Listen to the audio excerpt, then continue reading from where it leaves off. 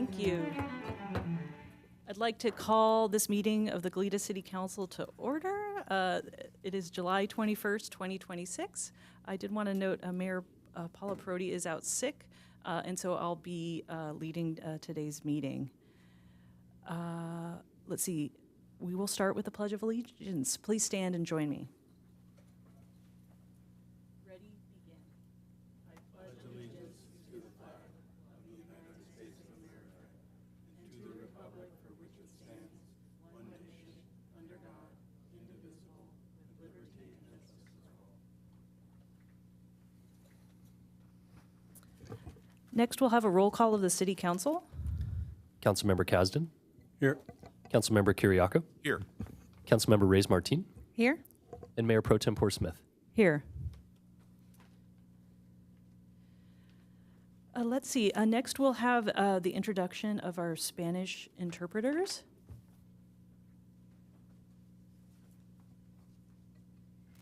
Good evening. I have a brief bilingual announcement. Se avisa que tenemos interpretación simultánea entre el inglés y el español disponible para esta junta.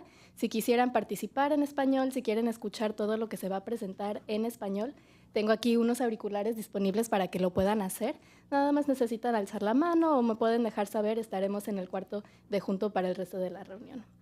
So just letting you know that we are providing simultaneous interpretation between Spanish and English for today's meeting. So if you'd like to follow along in Spanish, if you'd like to participate in Spanish, I have some listening devices available for you to do so.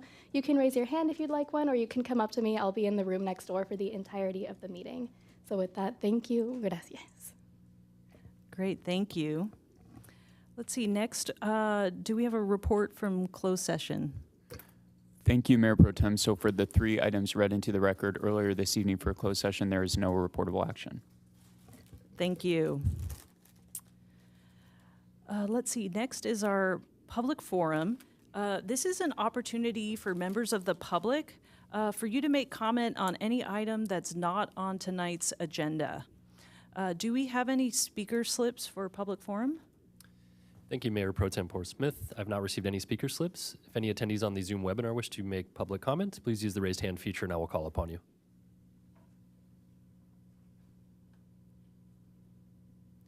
And Mayor Pro Tem, I'm seeing none.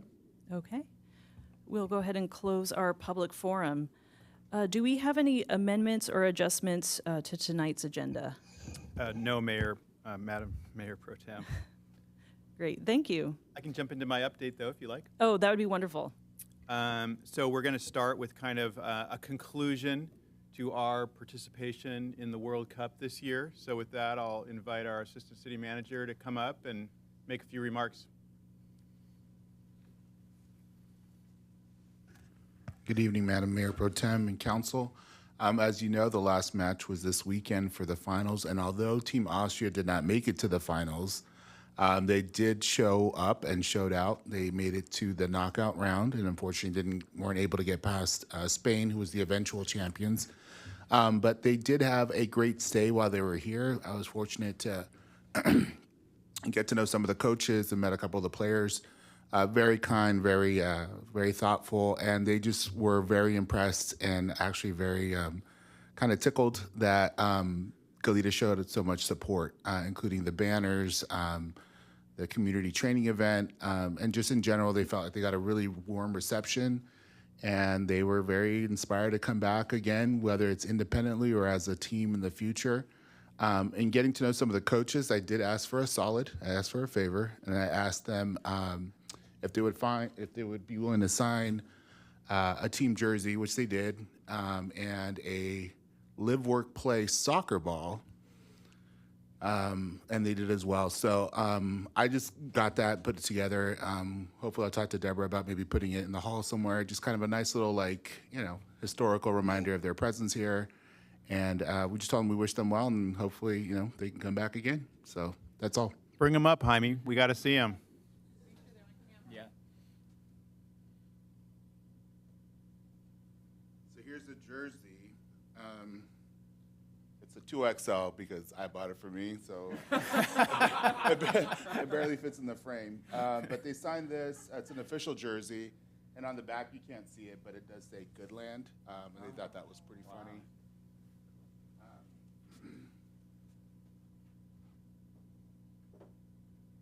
last one is a soccer ball with the same signatures. So that was cool. They also left some swag, so I put that in the case, and we'll figure out where to put it at City Hall so people can come check it out. Great, thank you. Yeah, I do want to just, I think, I know this opportunity came up rather sort of unexpectedly. It wasn't something that, as a city, we were initially, planning to address. So I wanted to, thank city staff for all of the hard work and working on this, in such a relatively short time frame. Yeah, I'd be remiss not to say thanks to, obviously, Mr. Nisbet for the initial talks with all the different parties, but also to Blake Markham, who is our kind of boots on the ground liaison with Visit Santa Barbara, UCSB, and others. So he's the one that helped come up with the kind of creative ideas on watch parties, as well as Shannon Kern. So just want to make sure he got some credit for that as well. Let's see. Oh, I was just going to say, in 4 years, if we have the good fortune to do this again, perhaps we can get jerseys for our superfan Mayor Pro Tem and Councilmember Reyes-Martin. I know they were especially enthused for this year's World Cup. And there's also other World Cups on the horizon that aren't 4 years away, and perhaps others want to talk about that. Yeah, I just wanted to also, I'm glad we have this opportunity to again thank staff and everyone who played a role in the ongoing partnership, but also the community watch parties were so wonderful. I can't tell you how many folks I heard from of how appreciative they were that there was a real family-friendly kind of casual way to experience the World Cup, and so many young kids who got to experience it maybe for the first time that they really remember.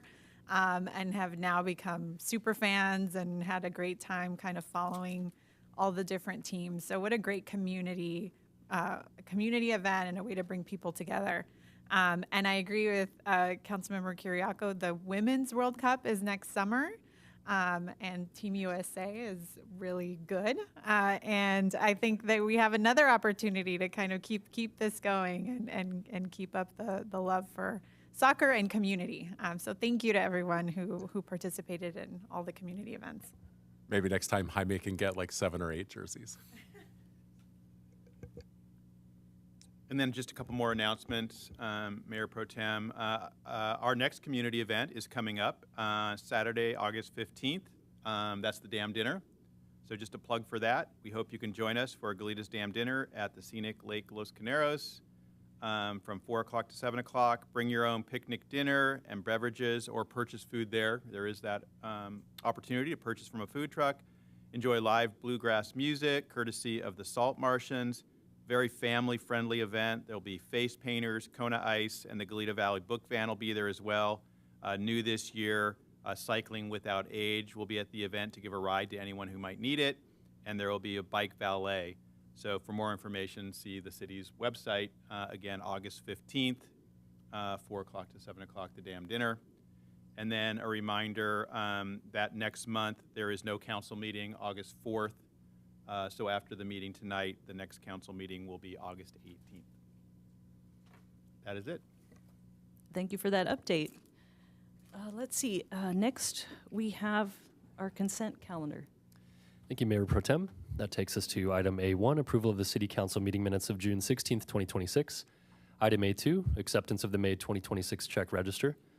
A3, acceptance of the May 2026 investment transaction report. A4, acceptance of the June 2026 investment transaction report. A5, authorization to purchase new restroom building for Stowe Grove Park. A6, amendments to the provisions of library management services between the City of Goleta and the cities of Buellton and Solvang, amending staffing positions. A7, proposed capital improvement program grant opportunities. A8, Public Works General Services and Professional Services amendments with SCA of California, LLC, Dewberry Engineers, Inc., and budget appropriation. A9, Goleta Community Center Skylight project, reject all bids and authorize new notice inviting bids and budget transfer from Fund 217 to CIP number 9127. And item A10, resolution approving execution of grant funds from the California Ocean Protection Council through the Senate Bill 1 Sea Level Rise Adaptation Grant Program. Thank you. Do council members have any items that they'd like to pull? Councilmember Reyes-Martin? Thank you. I'd like to pull A7 and A10 just for a quick comment. Okay, 7. Anything else from others? No? Okay. We'll start with A7 and A10. So A7 is the proposed capital improvement program grant opportunities, and I really just wanted to commend staff for being so diligent in pursuing these grant opportunities. Was really excited to see this work. I think it's great to give some daylight to it so that the public also sees how diligent their city staff is in pursuing these opportunities to help fund some really important projects. I hope that, maybe the public doesn't always go through everything that's in the consent agenda, but if you do look at this item, the proposed, applications, could include some projects that are really, a lot of them focused on school locations, high visibility crosswalks, South La Patera bicycle and pedestrian improvements, a lot of projects that I know I've heard a lot of interest about and support for. So I'm just really glad that we're pursuing this, and good luck. I know we've had good luck, and so I hope that continues. And then on A10, again, just wanted to highlight this. It's really a phenomenal achievement, and I'm glad that Ms. Murray has joined us online. But also for the public, this is a $550,000 grant to help support our sea level rise vulnerability analysis and adaptation plan. Another really just phenomenal opportunity for us as a city and a really significant grant. So thank you to staff for pursuing this, and congratulations on getting these funds. And I don't know if Ms. Murray, since you're here, if there's anything you want to say about it. The only thing I would add is that, this will be a multi-year project, and we anticipate having a lot of public involvement and workshops and great end products that'll help our city be more prepared in the face of climate change and be more resilient and adaptable. So thank you for your support, Council. Great, thank you. That's all I had. Yes, Councilmember Rocco. I just wanted to add that the timing of this is really important because we're also in the middle of our local coastal plan, developing that for the first time. So this is an incredibly well-timed grant and an incredibly well-timed effort. And the other thing I want to say, I represent the city on Beacon, which is a regional board that works on issues that affect our coastline and beaches. And we were just talking on Friday about Santa Barbara's planning effort, the city of Santa Barbara's planning effort towards their own sea level adaptation plan. And they're pretty far along in their process. They've been doing a lot of stakeholder meetings. Sea level rise can understandably be a cause for great concern. But I don't want to lose the lesson, which is that there's a lot of opportunity that can be created if you do these kinds of plans the right way, in terms of being able to reimagine infrastructure, create new opportunities for public access, bike paths, walking paths. There's a lot of good things that can come out of a sea level rise adaptation plan beyond just being prepared for it. You can actually proactively do some really good things with the proper support. So thank you to everyone that's working on this. Any other comments from council? Let's see, do we have any public comment for items A7 or A10? Thank you, Mayor Pro Tem. If any public members wish to make public comment on the consent calendar, please use the raised hand feature and I will call upon you.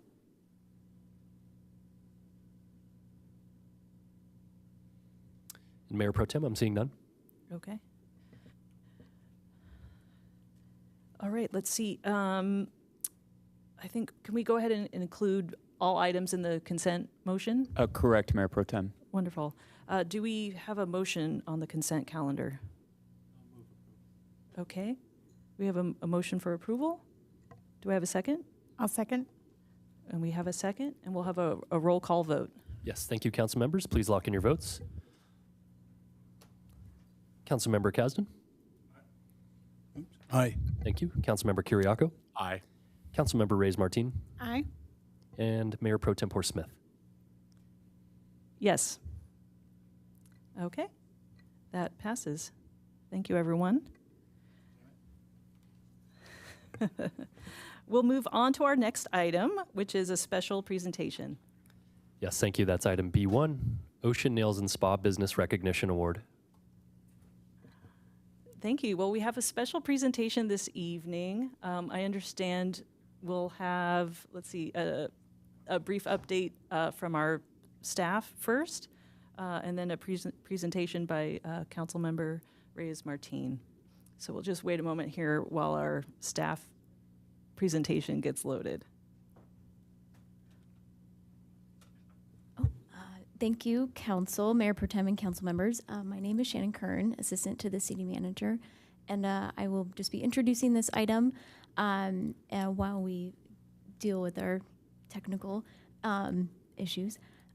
So every quarter, we present a business recognition to a business in the city of Goleta. We started this a couple years ago, and the City Council approved the guidelines.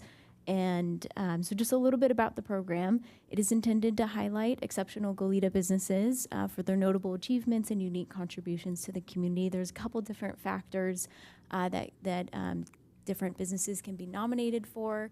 And this quarter, which is for quarter 4 of the fiscal year 25-26, we will be recognizing Ocean Nails and Spa. So you'll see a couple photos on the slide here. And so just a little bit about Ocean Nails and Spa. They're being selected for recognition and honor of its status as a woman-owned business and its long-standing presence in the city of Goleta. Kathy and Hai Lee have served the Goleta community for 17 years, providing consistent and high-quality nail service to local residents. So we do encourage, any businesses or people to nominate other businesses. We try to do this 4 times a year, and it's open to, you can self-nominate. It can come from anyone, and they are accepted on a rolling basis. So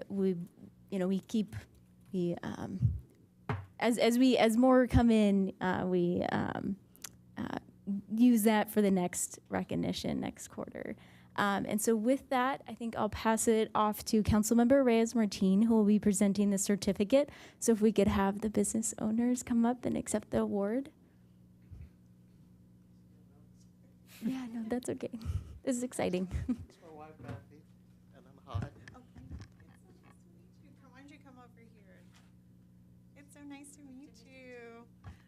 Well, I'm so proud to get to present you with this recognition. And I just wanted to add that I think not only are you a woman-owned business, but you're a family business, and you give so much to the community. I'm a Kellogg parent, and I know that you've always supported the PTA at Kellogg, and I'm sure you support other wonderful community causes as well. So thank you so much. And I'm so proud to get to present this Business Recognition Award to Ocean Nails and Spa, and as was mentioned, for your success as a woman-owned business and longevity in the city, awarded on this 21st day of July, 2026.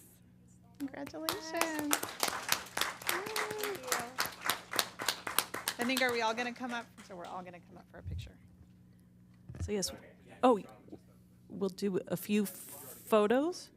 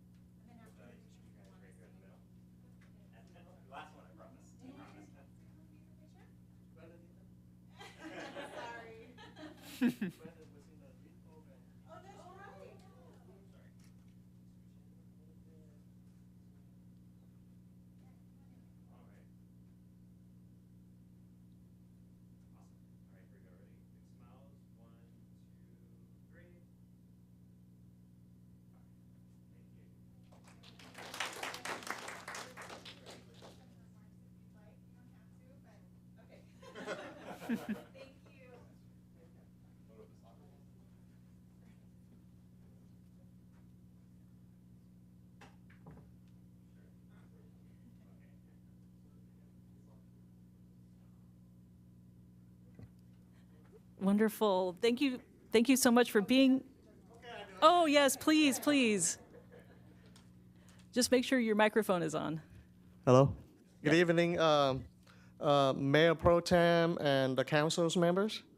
We just want to say thank you, the city manager office staff, council members, and mayor, and the Greater Santa Barbara Hispanic Chamber of Commerce and Santa Barbara South Coast Chamber of Commerce for this recognition.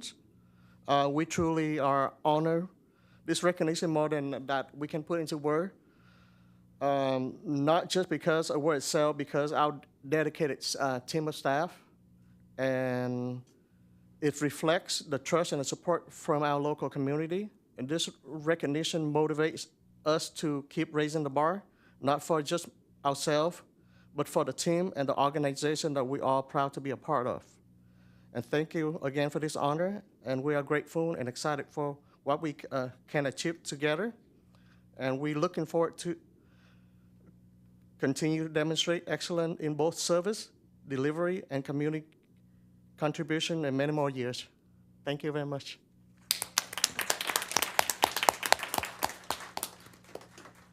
Thank you so much for being here. And on behalf of Mayor Paula Perotti, I know she wanted to be here this evening, so I will send my congratulations to you on her behalf. Okay, thank you so much. Okay, we will move on to our next item. Thank you, Mayor Pro Tem. That is item C1, public hearing for a street lighting benefit assessment for fiscal year 2026 to 2027. Okay, thank you. So this is a public hearing, and so our process here is to typically, begin with a staff presentation.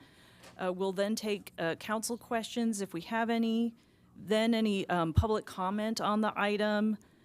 If there's any, staff responses or more council questions, then we'll close the public testimony. Will go into deliberation and close the public hearing and make our votes and deliberations from there. So let's see. I understand we have some of our finance staff here this evening to present the item. And they'll get their presentation loaded and ready to go. Yeah, thank you. So good evening, Council. I'm going to actually turn it over to my colleague here, Tony Gonzalez, our accounting manager, who's going to give a brief update here on the Goleta Street Lighting Benefit Assessment for this upcoming fiscal year. Good evening.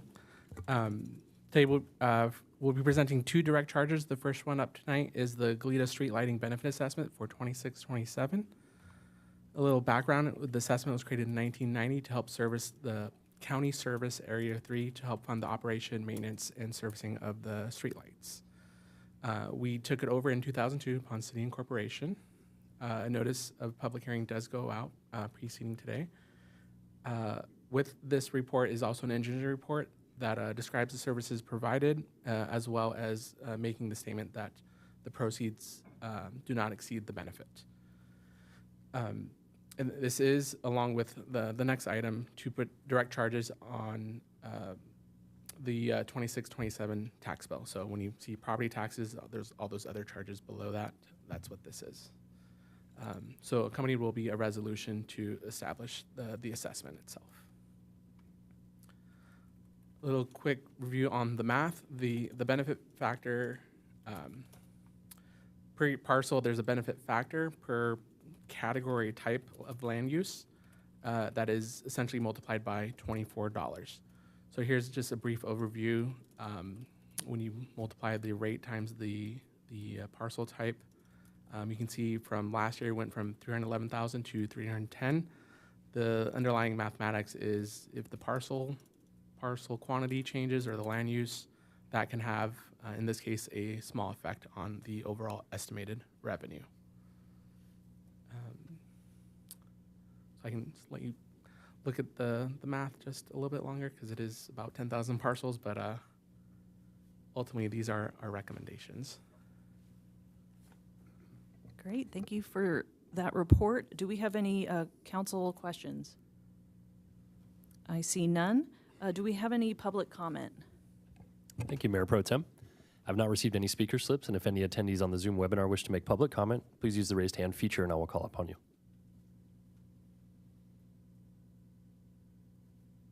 Mayor Pro Tem, I'm seeing none. Okay. Let's see. If there's no other comments, we'll go ahead and close the public testimony portion of the hearing, and then we'll move into council deliberations. Do we have any motions or comments from council? I don't have any further comments, but I'm happy to make the motion unless there are any other questions from anyone. Okay. Then I move that we, A, receive and file the final engineer's report for Street Lighting Benefit Assessment District fiscal year 2026-27, and B, adopt resolution number 26 next in line, entitled A Resolution of the City Council of the City of Goleta, California, establishing an assessment charge for the City of Goleta Street Lighting Benefit Assessment for fiscal year 2026-27. And C, authorize the city manager to enter into an agreement with the County of Santa Barbara Office of the Auditor Controller to place direct charges on the 2026-27 secured tax bills. Thank you. Do I have a second? I'll second. Okay. A motion and a second. We'll do a roll call vote of council. Yes, thank you, council members. Please do lock in your votes. Roll call vote beginning with Councilmember Kasdan. Aye. Thank you. Councilmember Kiriakou. Aye. Councilmember Reyes Martin. Aye. And Mayor Pro Tem Smith. Yes. Okay. The motion carries. Damn it. So we'll move on to our next item, which is also a public hearing. Yes, thank you. That is item C2. Public hearing to establish the tax rate for Goleta Library special tax for fiscal year 2026 to 2027. Okay, great. And so this is also a public hearing, so we'll undergo the same format in terms of our staff report, public comment, and then council deliberations and that same process. So we will start with our staff report. Hello again. Today, this one is the library special tax rate that we'll be discussing for 26-27. Similarly to the streetlight assessment, the tax was created in 1990 to service the county service area 3-4, and this time the library services, operations, and maintenance. Again, we took it over in 2002 when the city incorporated, but a slight difference compared to the previous item is this one, there is an adjustment based on a consumer price index, 3.2%, and this is the same percentage as we had seen when we took the user fees in April. So we're using the same percentage. Notice of public hearing also went out as well. These would be on the same agreement as with the streetlight assessment, and this resolution would be to establish the new tax rates as opposed to the streetlight, which is essentially the same tax rate. So the math in this case, if we visualize a 3.2%, taking the same parcels, you can see the change in the various land use rate types. In this case, there is typically a noticeable increase, in this case from 395,000 to 407,000. Primarily, it's the 3.2%, but again, factor in minor changes because of the land use changes or however parcels may change. Again, with its own benefit factor, that's what influences the difference in each parcel. And similarly, there's just a resolution to enter into the agreement and establish the tax rate. Great, thank you for that report. Do we have any council questions? I see none. Let's see, do we have any public comment? Thank you, Mayor Pro Tem. I don't have any speaker slips, and if any attendees wish to make public comment on this item, please use the raised hand feature and I will call upon you.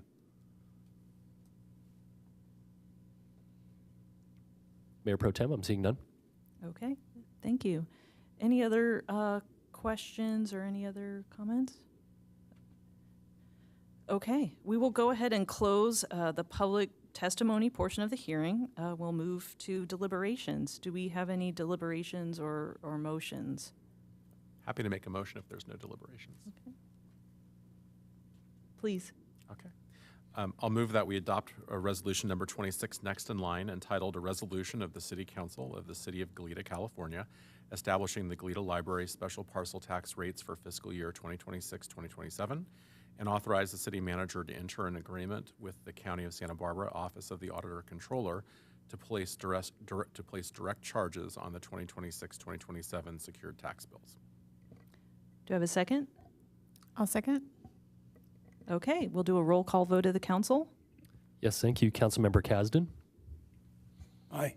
Thank you. Councilmember Kiriakou. Aye. Councilmember Reyes Martin. Aye. And Mayor Pro Tempore Smith. Yes. And the motion carries. Wonderful. Thank you to our finance staff for bringing those items forward today. Okay, we will move to our next public hearing. Yes, thank you. That is item C3, 2026 Development Impact Fee Program Update. Great, thank you. So this is another public hearing. So once again, we will have a staff presentation. We will then go to council questions. Following the council questions, we will take public speakers, testimony, and comments. Then we'll do follow-up to see if there's any more staff responses, council questions. We'll then close the public testimony and move into deliberations and vote from there. So let's see, we have a large group here with us today for this item. Ms. Buelna, would you like to start us off? Mayor Pro Tem Smith, I think we need maybe a minute or two to set up the presentation. Oh, yes. Thank you.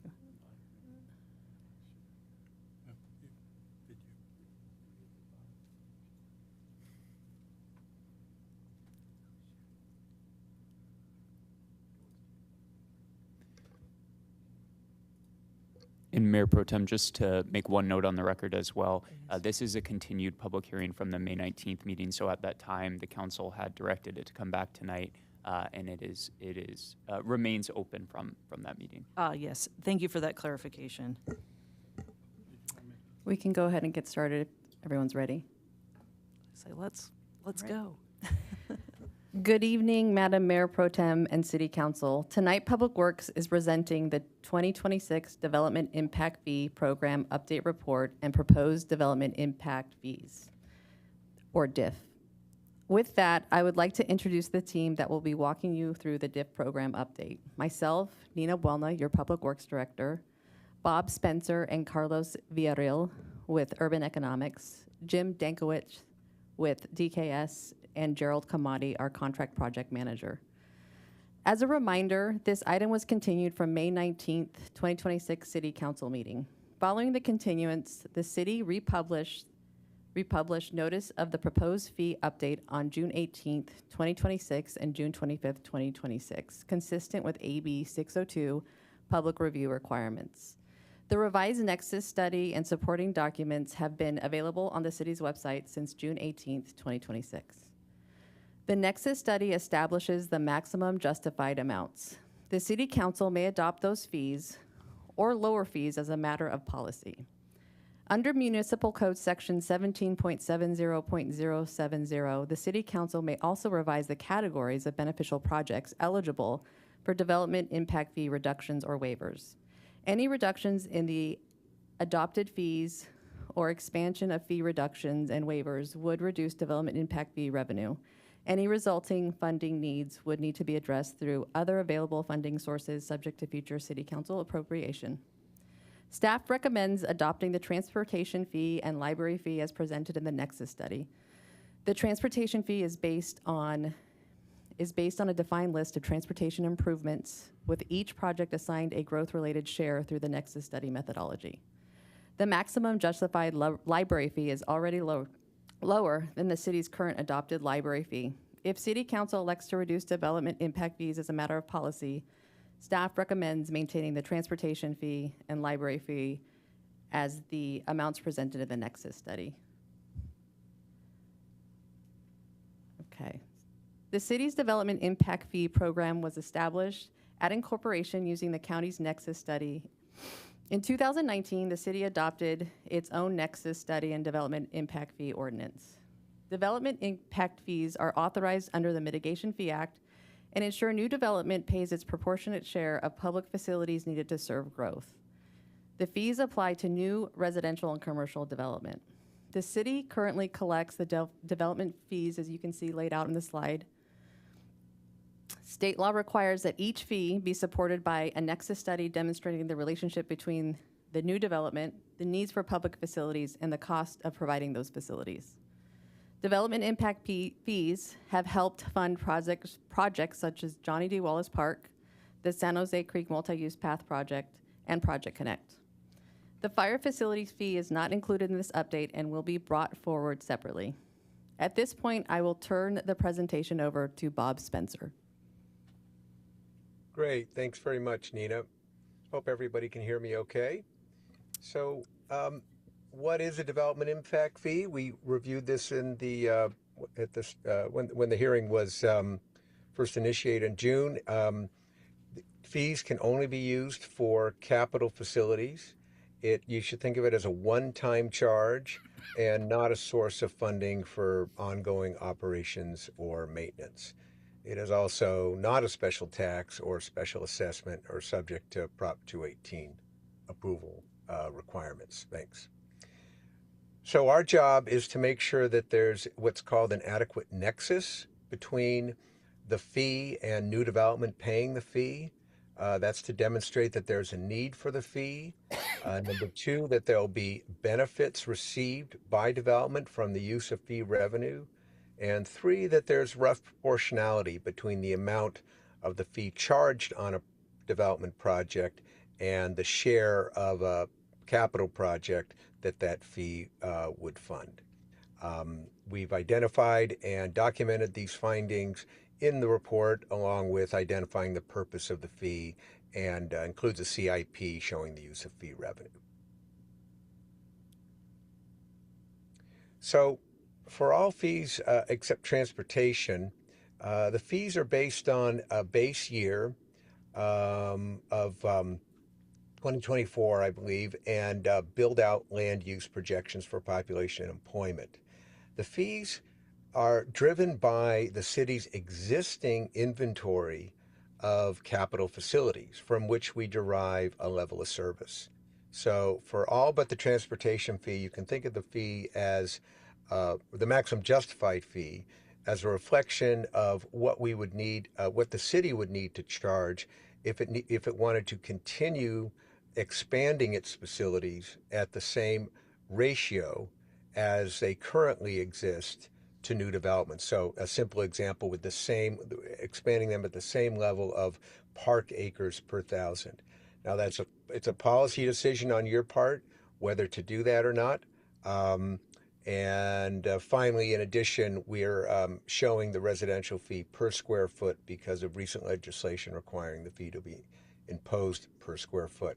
The transportation fee, by contrast, that my colleague Mr. Dankrowitz will review for you, is based on an adopted level of service that comes out of that's in the city's general plan circulation element. And so that is why, as Nina referred to, that's a specific project list designed to comply with or maintain the city's level of service as adopted in the general plan. So that you think of that as a different in a different category as the other fees, and why there's, according to staff recommendation, less flexibility because you want to complete that capital project list to achieve that level of service, whereas for the other fees, there's flexibility in what sort of level of service the city wants to plan for in the future through its capital improvement program.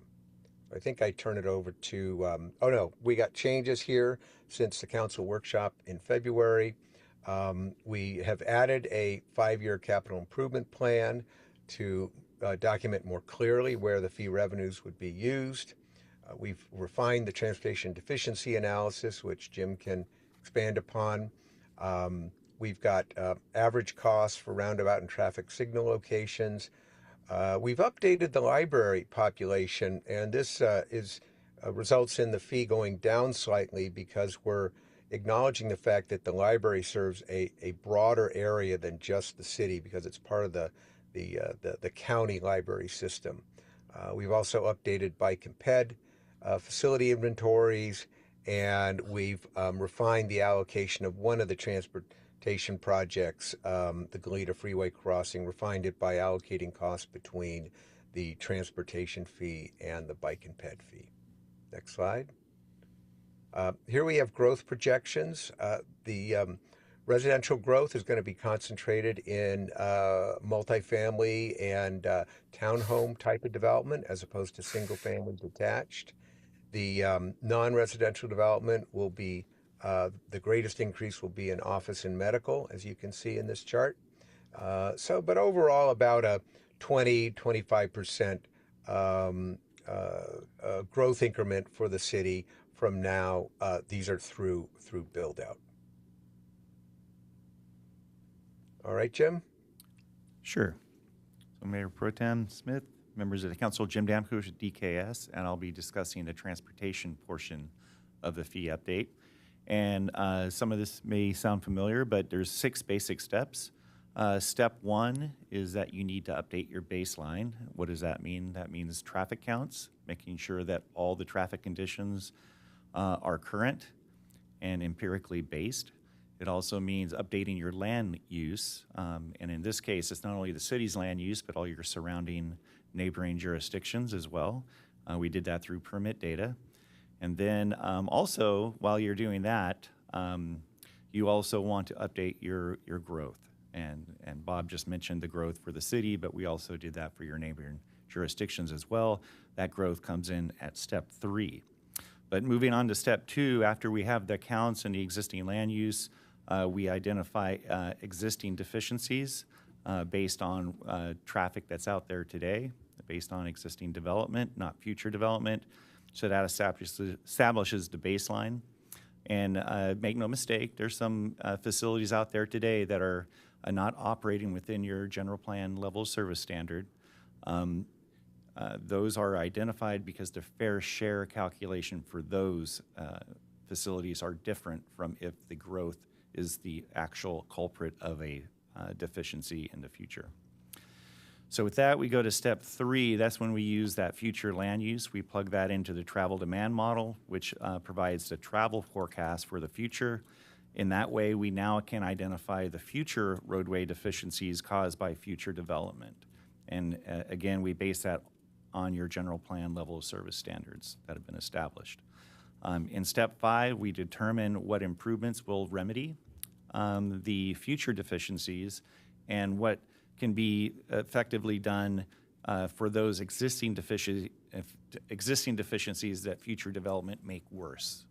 We can't fix the problem, but we can fix the increment of new growth and the degradation of that level of service based on that.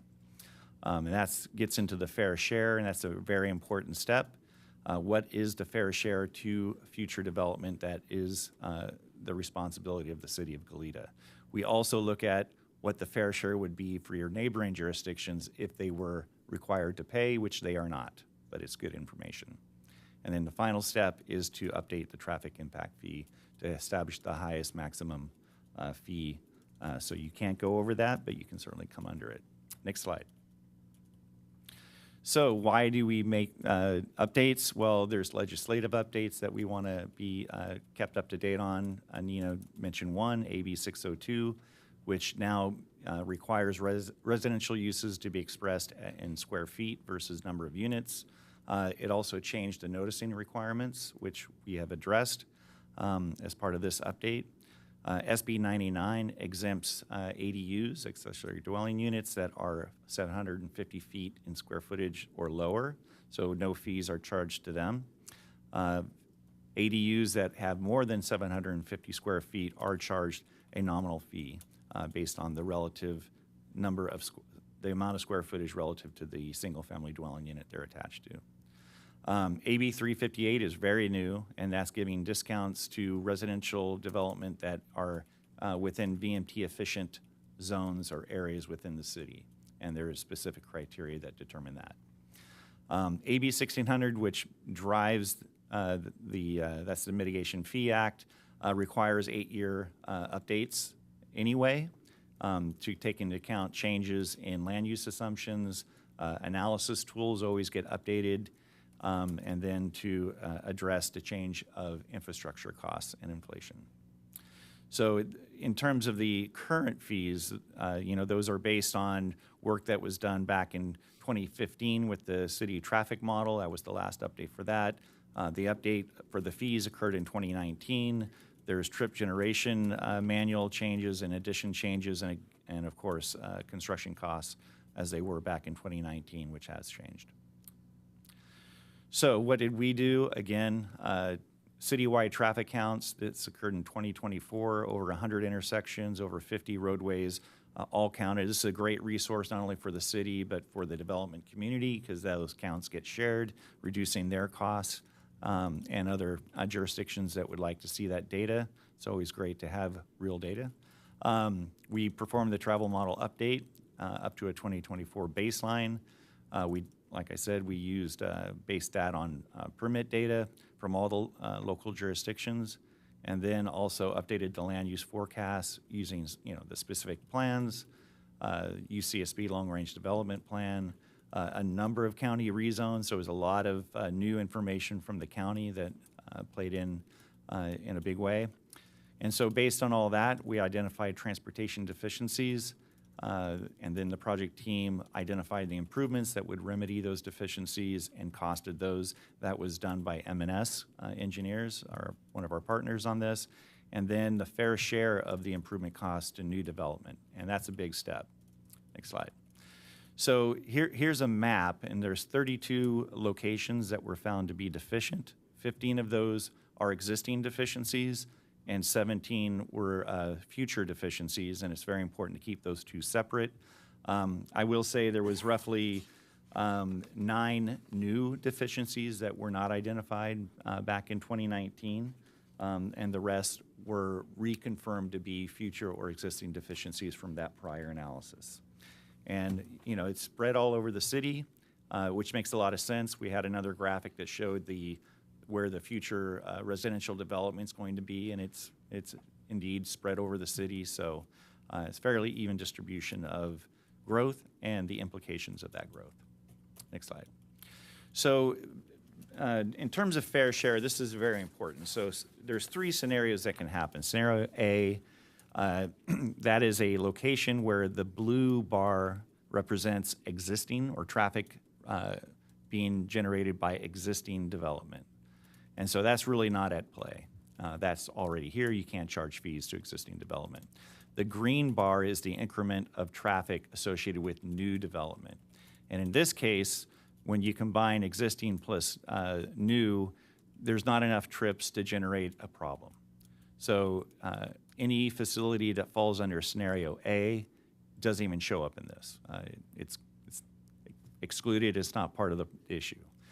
Scenario B is an example where the blue is existing trips and from existing growth, but the facility has not exceeded the level of service standard yet. But when you add the increment of new trips from new development, it does go over. And this is an example where, yes, this is a future deficiency that must be remedied based on improvements identified. Scenario C is the example where, based on existing trips from existing development, it already exceeds the threshold. This is an existing deficiency. And you can't use developer fees to remedy that deficiency, but you can use developer fees to charge to the increment of new growth and new trips that make that problem worse. So I just want to clarify that. So that's scenario C. Next slide. And so why is this important? Well, this is just a map of the landscape that the city of Goleta has to deal with. So here are the purple areas, but the yellow is the county. You see the orange areas are county as well. Those are county rezones that were once all ag for the most part, and now we'll have significant residential development associated with them. The city of Santa Barbara is in the green. The airport area, there's growth there. There's growth in the east side. And then obviously you have UCSB, and that's a big contributor. So you see the percentage of, and this is associated with only growth, not what's out there today, only growth. So about 65% is the city's responsibility, but 6% is UCSB based on their projections for long-range development plan.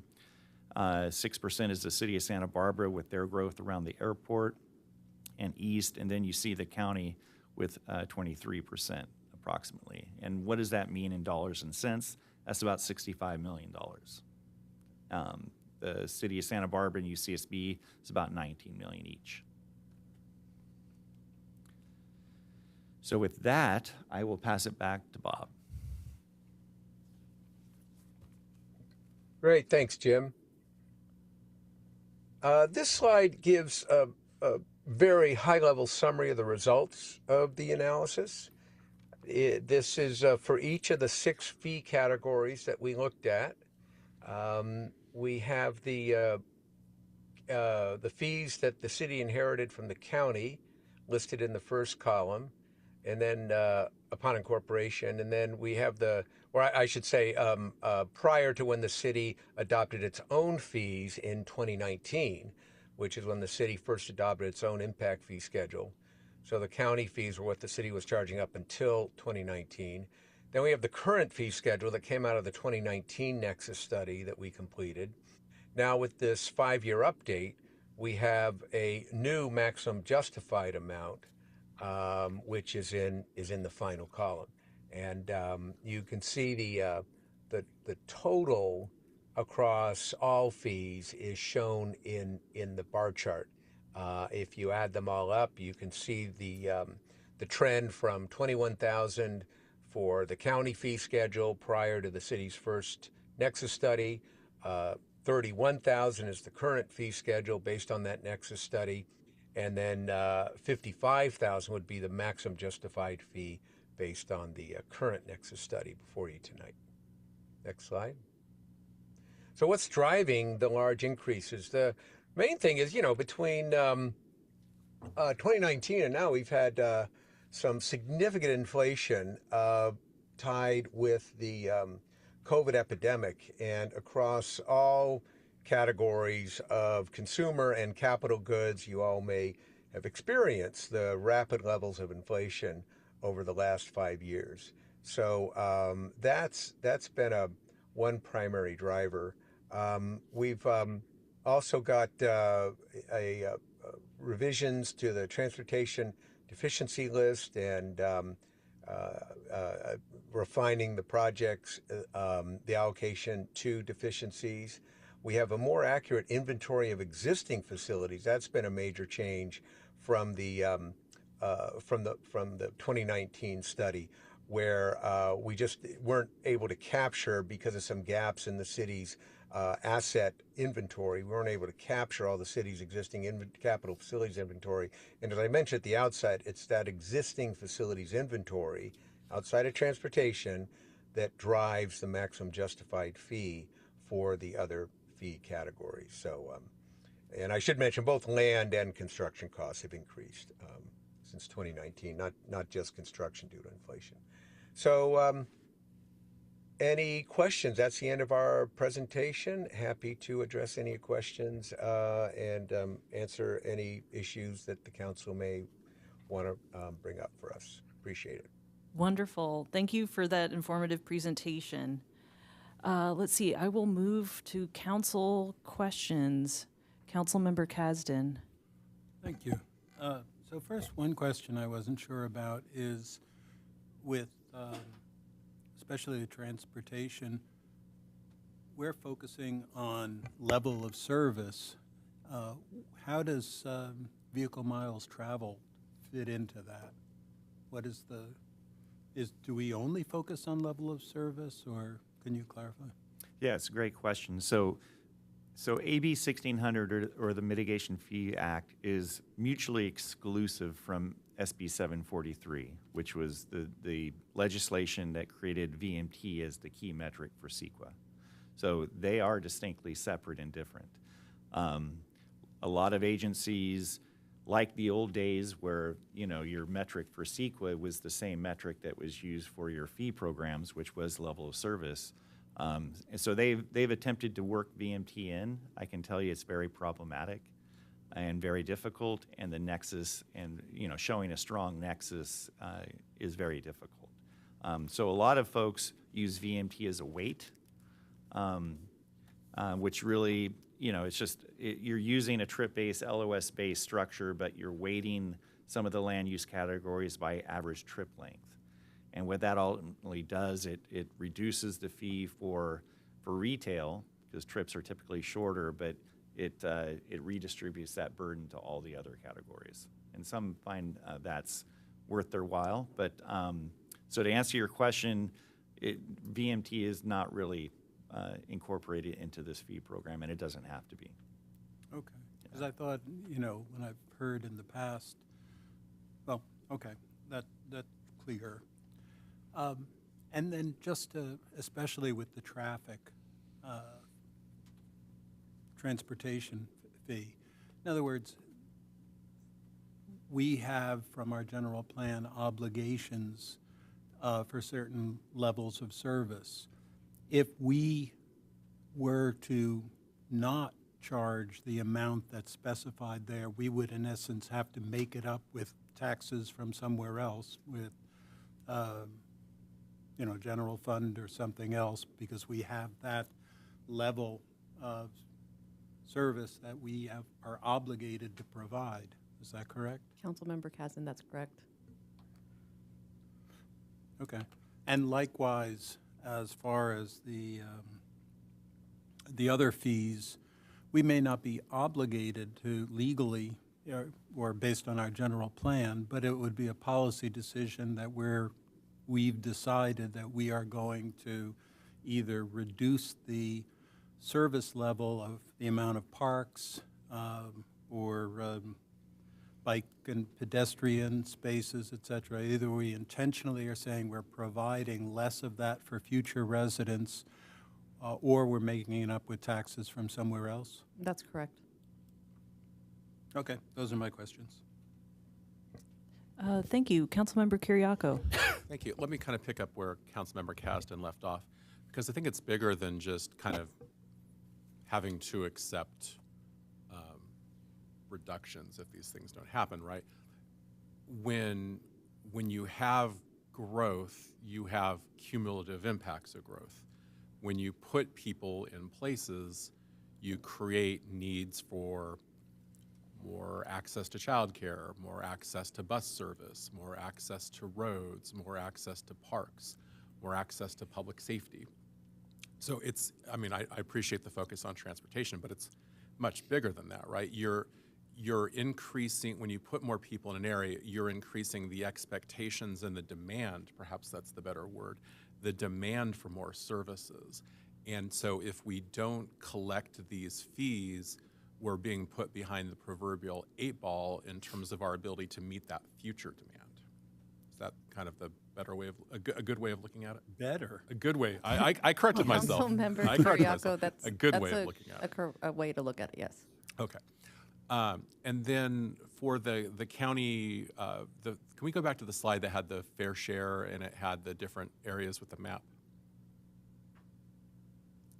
There, that one. Can someone repeat again for the record for that 20, if we're rounding up to 23% for the county, particularly for those rezone areas, what was the Blue Book dollar value associated with the fair share? 65 million? Correct. So forgive me, I'm going to be a little bit glib. Do they pay cash or check? They don't pay at all. Okay, right. And the reason they don't pay, if I understand it, is because it's their understanding, belief, interpretation of the law that they don't have to pay and they can't make developers pay. Do I have that basically correct? Councilmember Kiriakou, the way I understand it is that there's no nexus for us to implement our DIF fees to other jurisdictions. So in essence, we can't collect. So it's basically an unfunded mandate. There's a increased demand created by forces happening outside our city That's that correct. we are then being mandated to deal with. Okay.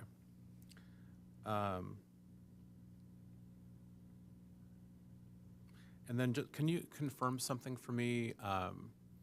DIF can be used for projects, DIF can be used for improvements. Where does pavement rehabilitation fall into that schema? You know, we hear a lot from constituents about the need to repave our roads and improve our roads.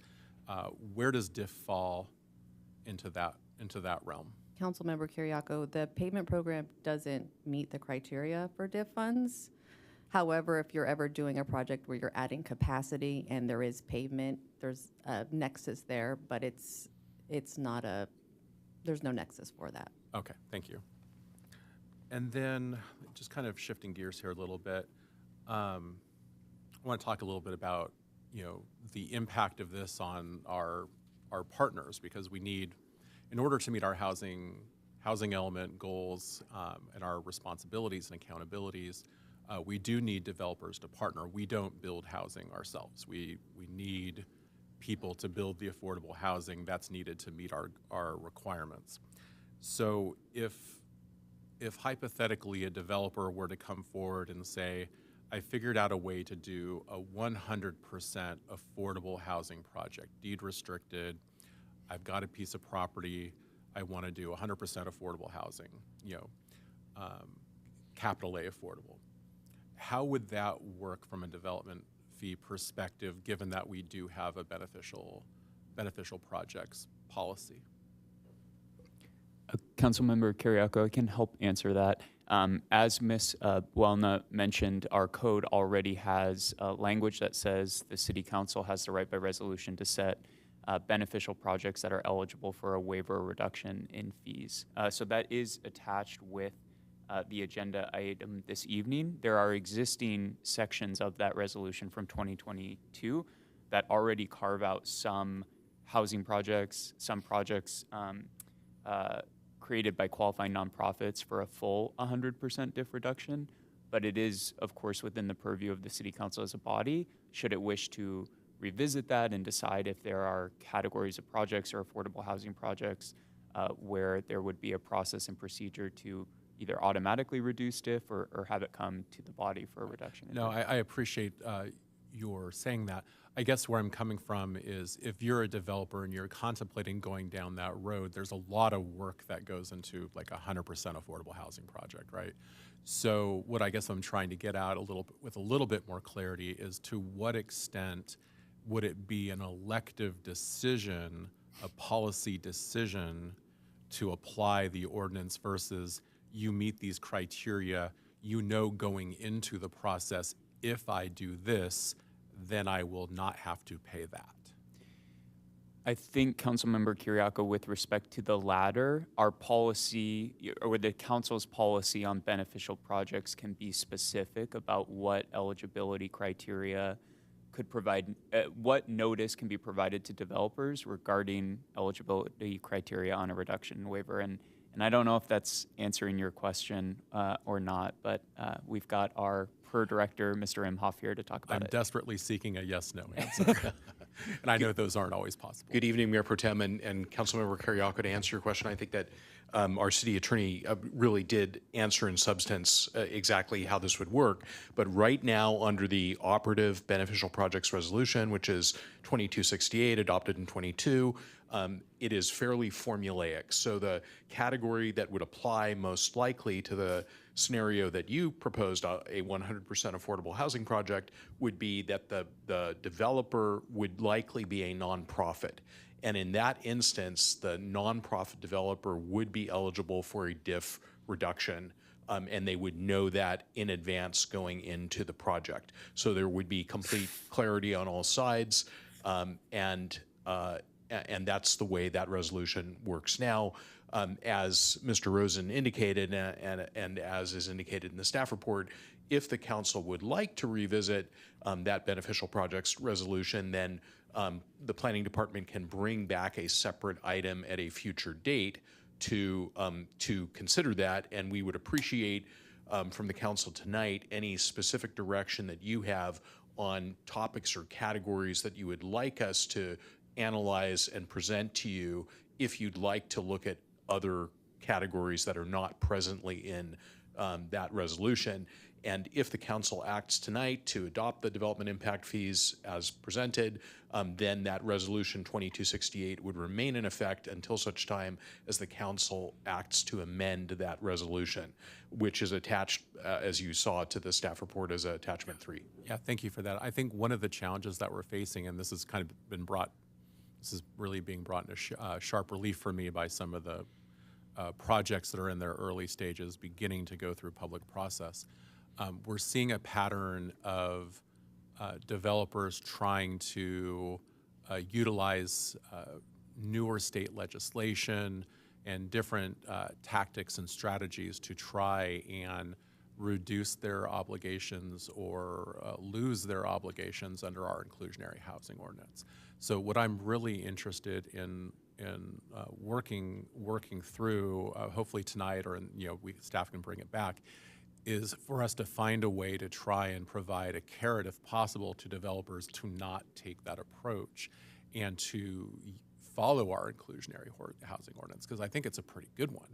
And it really does provide a diversity of housing options so that we can maintain a diverse community if developers follow it, including above moderate housing, so-called workforce housing. So I'm hoping that we can kind of figure out a way to get there tonight. And that's part of where I was coming from with this question is, what if someone really wants to go affordable? Okay, and certainly the issue around the inclusionary ordinance is a real one, and we're looking at that, and we will probably be bringing back to council through the Planning Commission some suggested revisions and looking at our inclusionary housing ordinance, but that really operates separately and in parallel to the beneficial projects ordinance. So the inclusionary ordinance requires typically for-profit developers to provide a certain percentage of below market rate housing as part of their for-profit housing development, and that would not necessarily implicate it. Again, it would be distinct from the obligation to pay development impact fees. In that scenario, where would the beneficial projects policy create some opportunity? Whether either as is or if it were slightly modified.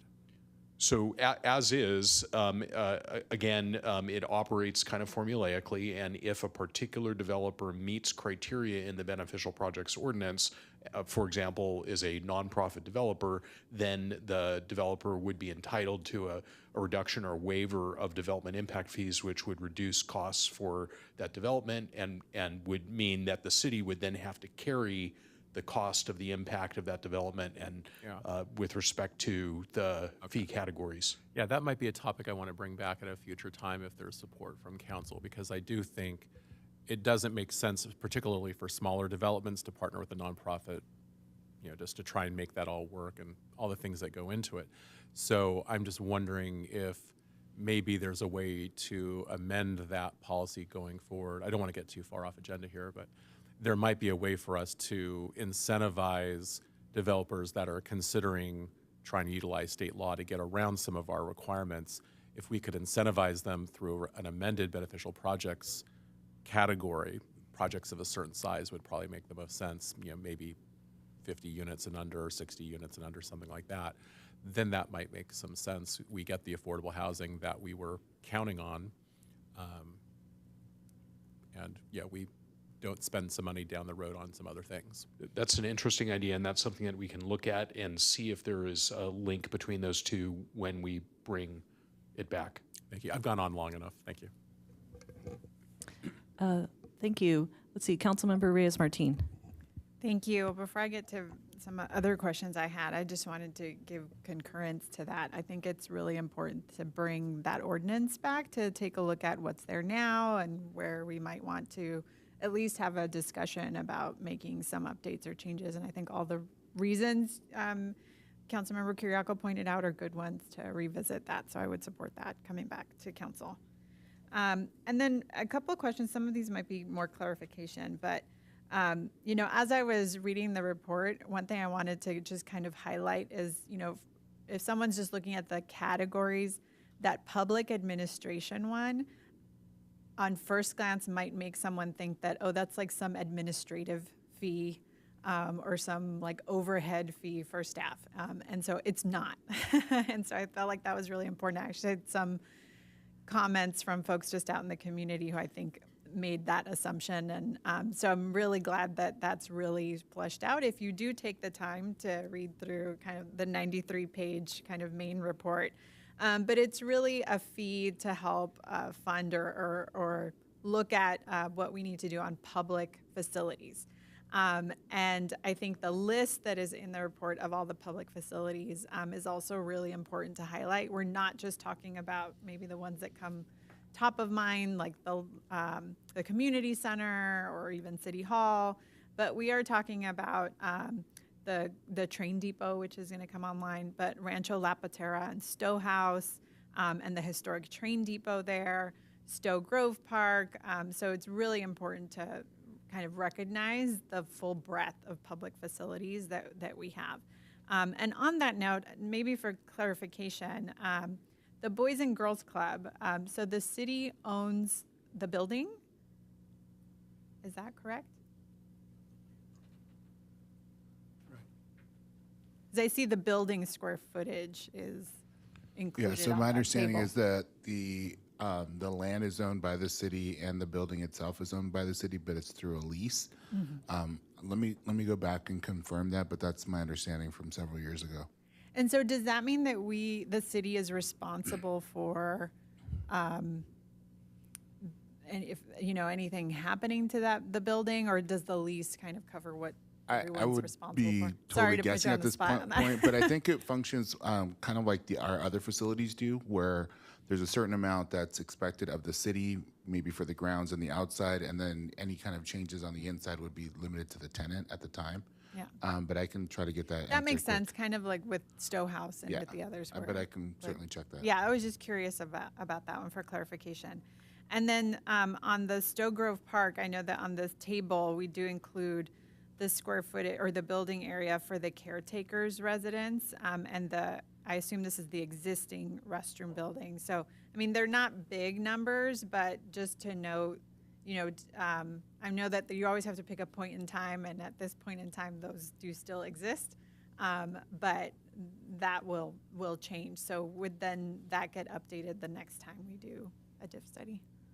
Councilmember Reyes Martin, every time we do a diff study, we do an inventory and see what our current assets are. Okay, thank you. And then I had a question about the storm drain fee. I'm just less familiar with the work that would entail. So I don't know if anyone could, even really high level, just how are our storm drains impacted by new development, and what are some of the things that those fees would pay for? Councilmember Reyes Martin, we have a list of the proposed projects for the storm drain fee. And the storm drain fee is based on an existing asset of our facilities. So based on that and our growth, we developed the cost to increase those facilities to accommodate new development. And it's like increasing capacity? That's correct. Okay, thank you. I think those are my questions for now. Great, thank you. I have a few questions, and then I'll pass it back to Councilmember Kasdan. Let's see. So my question was in relation to accessory dwelling units. I understand, based on state law, there's certain provisions and limits in terms of fees that can be charged to ADUs. I guess I was wondering,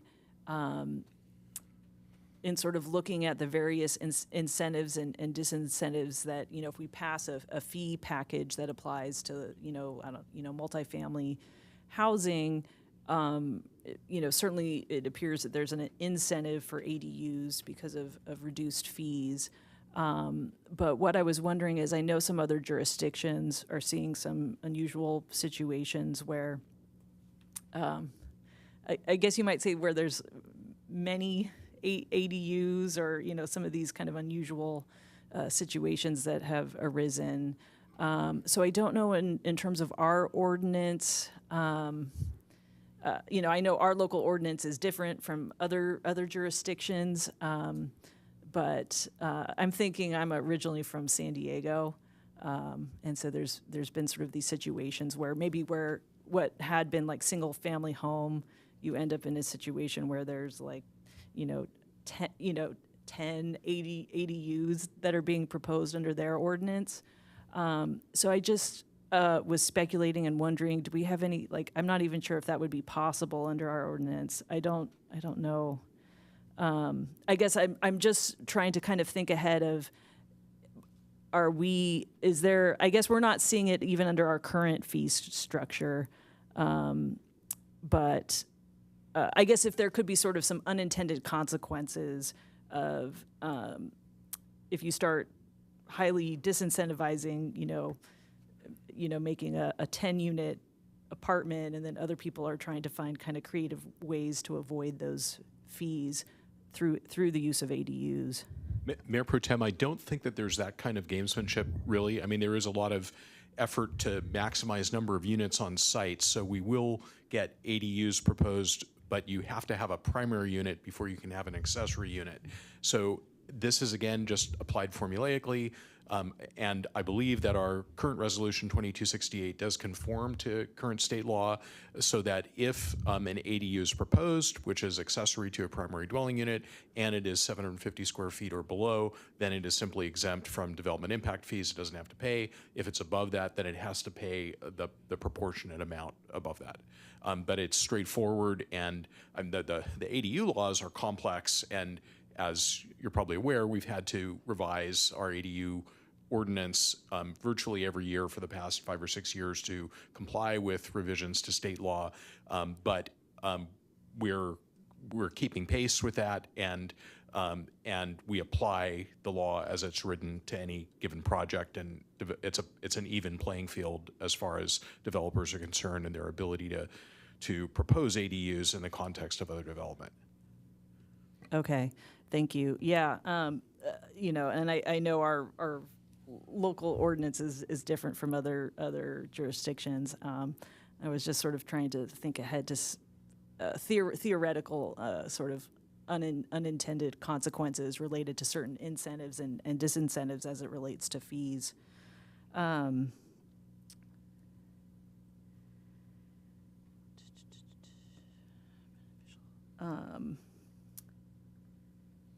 think that's my question for now. Councilmember Kasdan. Yeah, a couple of things. First, Councilmember Reyes-Martin brought up the stormwater fee.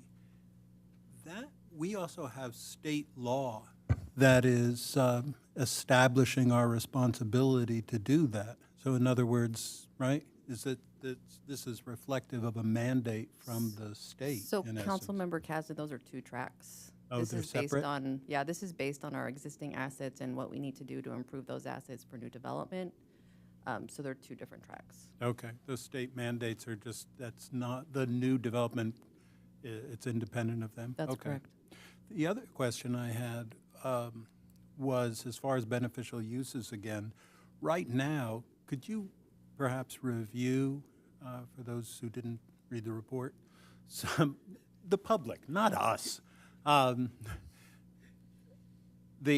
some of the beneficial uses, ADUs, childcare, there's a whole range of things that we've already gone ahead and essentially either made 100% reduced or partial reduced. And Councilmember Kasdan, before Mr. Imhoff jumps in, we are wondering, maybe it's possible for the city team to share that document on the screen to show. It is within the agenda packet. I don't know how easy that is, but I think we can certainly summarize the specifics in the operative sections that talk about who receives automatically 100% diff reduction. Right, and I'm happy to walk through those, and for members of the public or anybody looking at it before we get it up on screen, it is attachment 3 to the staff report. It's the resolution 22-68 that was adopted by the council in, I believe, December of 2022. And the list is not a long one, and I can walk through it, but it is there for your reference. So the first category is ADUs. This is in section 2, and I'm just looking down at the resolution now. As stated, ADUs with a floor area of 750 square feet or less are not subject to ADUs, and then above 750 square feet, there's a cap of $5,000 per ADU with reference to the state law. In the next section, all projects by qualifying nonprofit organizations as defined receive a 100% development impact fee reduction up to the first 15,000 square feet of a project. So that's a limitation, and that means that for larger 100% affordable development projects, there would not be a full waiver of fees, and that's something that the council may wish to look at. Then in the next section, all qualifying nonprofit special care homes, residential care facilities, assisted living, supportive housing, transitional housing, special needs housing, child care facilities, family daycares, or daycares as defined shall receive 100% development impact fee reductions. And there's more detail here as to how those beneficial project reductions would work, which I won't go into. And then diff reductions, there's a provision that requests for diff reductions have to be made prior to the time of the approval of the project or building permit issuance. So that's really it. Those are the categories right there. Well, and there is, you had described the 100% diff reductions for the nonprofits, but there was also diff reductions even for-profit daycare and some others. As I recall. Correct. Yes, so for-profit special care homes, residential care facilities, et cetera, those are also, they will receive an 85% development impact fee reduction. That is correct. Okay. So I guess, that's our policy essentially been to target those, not just every blanket, but to target it to where it's going to have an impact, where it's going to have the biggest effect. And that makes sense to me. First of all, I concur on the idea of bringing back a beneficial uses discussion or new report or amending the previous one. And along those same lines, whether it's the 100% affordable, but something like, as I recall, we provided for Heritage Ridge, didn't we waive fees in a distinctive way Yes. to enable?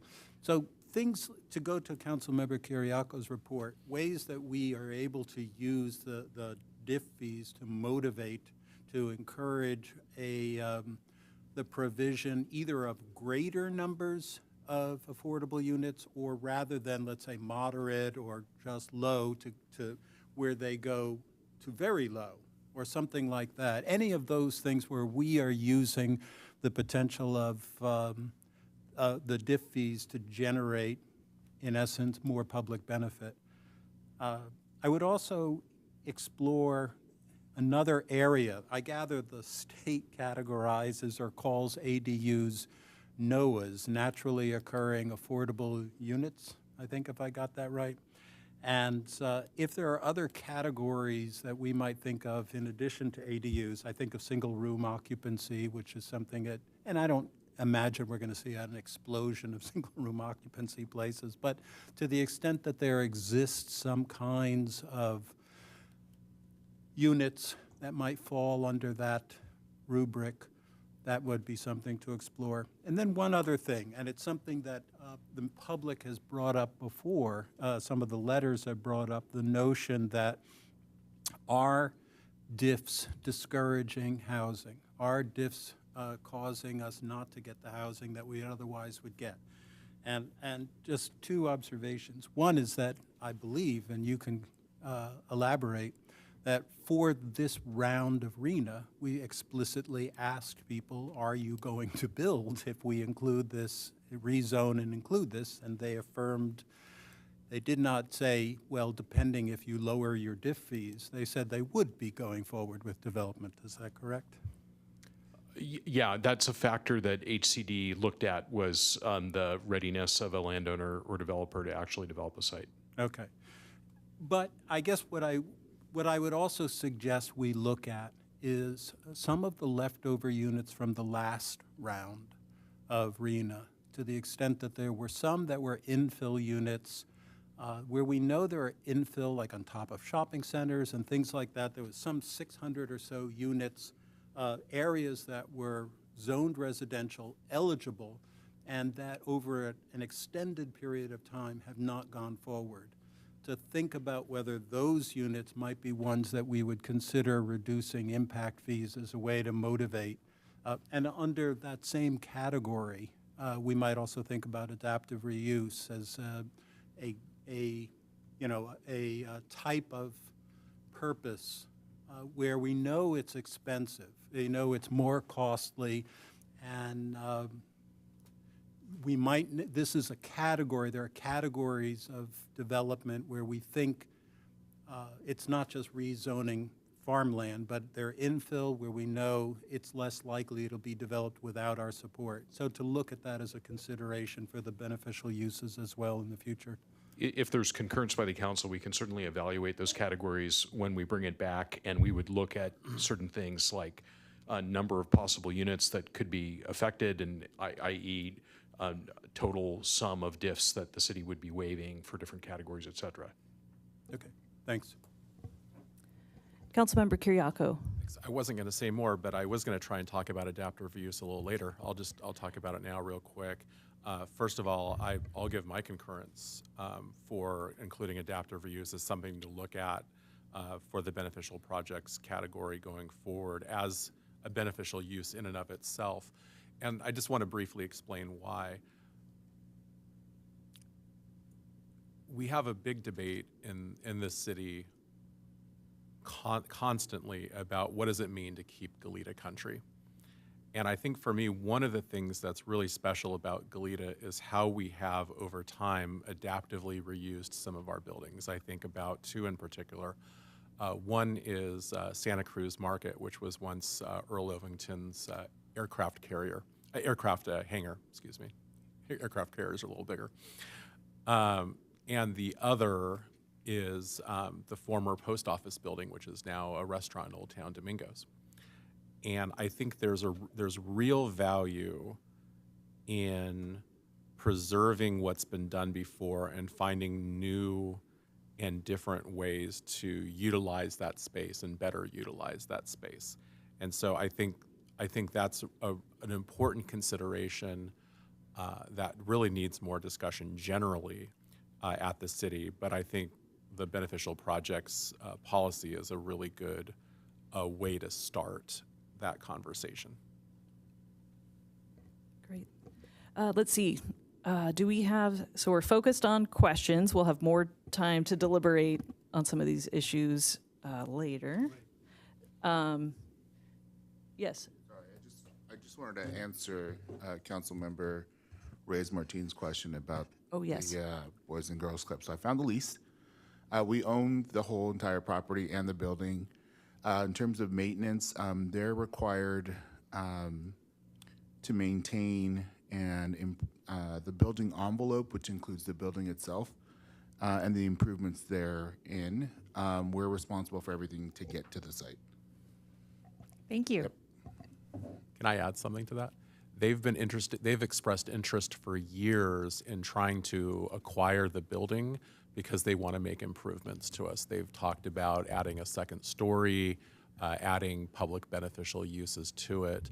There have been reasons why it maybe didn't make sense in the past for us to, to consider or give that a lot of consideration. But I think in the future, that's something that we really ought to think about, is whether or not it makes sense to have a partnership with them. Stowe House is an example of a place where the community was able to do a lot of fundraising despite the fact that we owned everything. It might be harder for a nonprofit like them to be able to have a big capital campaign for a building they don't own. It's just something for us to think about for the future, since it came up in the question.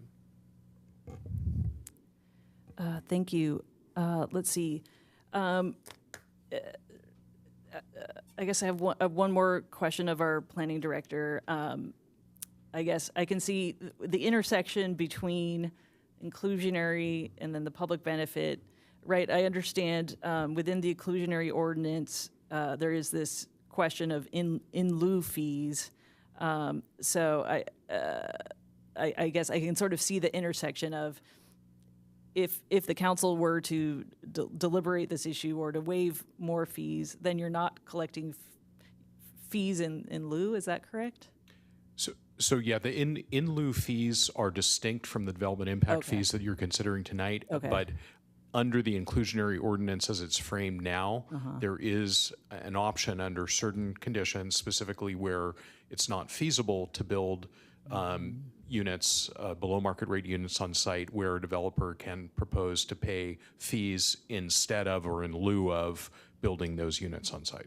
I see. But that is distinct, and that is something that we would likely revisit in some form if and when we bring the inclusionary ordinance back through Planning Commission to Council for consideration or revisions. And that is, by the way, on our work program this year to do, and we are taking steps, including conversations with HCD, to move that forward. If the council were wanting to bring back the beneficial use question, do you see sequencing wise that it would make more sense, and since it's something that you're already working on, to bring the inclusionary items first in terms of sequencing? I had not thought about them really in the same breath because they are slightly different from each other. Okay. The bringing back the inclusionary ordinance revisions is a priority, a high priority for us now, and a priority that council gave us. So we are moving on that. Okay. And we're going to do that as quickly as we can. But the beneficial projects item is also not something that should take vast amounts of time or effort for us to do. We've done that previously, so hopefully we can do it in roughly the same time frame, perhaps not on the same council agenda, but if there is an intersection between them, we'll evaluate that, we'll analyze that and bring that back in a way that allows the council to think about the intersection if there is one. Okay, wonderful, thank you. And Mayor Pro Tem, I have one thing to add. I think what Mr. Imhoff said is absolutely right. Also, from a procedural standpoint, the council's beneficial policy is a resolution. It's easier to move forward, whereas the inclusionary ordinance will go through Planning Commission and go through multiple hearings. And so as a policy and as a resolution, the council can revisit it in the near future and revisit it again at a subsequent date relatively easily. Great, thank you for that clarification. Thank you. Any other questions from council? Okay. Next, we will move to public speakers and public comment. Yes, thank you, Mayor Pro Tem. I've not received any speaker slips, and if any attendees on the Zoom webinar wishes to make public comment, please use the raised hand feature, and I will call upon you. And Mayor Pro Tem, I'm seeing one hand raised, Amy Steinfeld, followed by Rachel Murphy. Beginning with Amy Steinfeld, you'll have 3 minutes, and please remember to unmute yourself. Thank you. Good evening, honorable council members. I'm a land use attorney with the Brownstein firm, and I'm speaking on behalf of my clients and as a board member of the Chamber of Commerce in opposition to the proposed diffs. First, the proposed fees are dramatically out of step with every neighboring jurisdiction. Goleta already has the highest development impact fees in the region. Under this proposal, fees for a typical 1,500 square foot single family home would increase to nearly $89,000. And a 1,000 square foot commercial project would face more than $130,000 in fees. Those amounts far exceed those of Santa Barbara, Carpinteria, Santa Maria, and other nearby cities. Second, these increases will make housing and commercial development significantly more difficult to build. Higher fees increase upfront costs without increasing revenue, making many infill and housing projects economically infeasible. At a time when California is facing a housing crisis and cities are struggling to meet RHNA obligations, Goleta should be reducing barriers to housing production, not adding new ones. If Goleta adopts the maximum fees set forth in its updates, it will ensure that developers will be unable to make housing pencil, and Goleta's next housing element will fall out of compliance yet again. Third, the Nexus study contains serious legal and policy concerns. The proposed fees are driven largely by Goleta's existing inventories of parks, open spaces, trails, and infrastructure. New development should pay its fair share of impacts, but it should not be required to buy into decades of public investments at full replacement value. Similarly, the transportation program allocates a large percentage of project costs to new development, including regional improvements and projects that address existing traffic deficiencies. Under the Mitigation Fee Act and constitutional nexus and proportionality requirements, new development can't be charged to solve existing problems or to subsidize facilities that primarily serve the broader region. Finally, other cities are moving in the opposite direction. Lompoc recently reduced its impact fees after recognizing they were discouraging development. Goleta should learn from that example rather than risking the loss of housing, jobs, new investments, and property and sales tax revenue. Excessive fees do not generate revenue. They eliminate the projects that would have paid for them.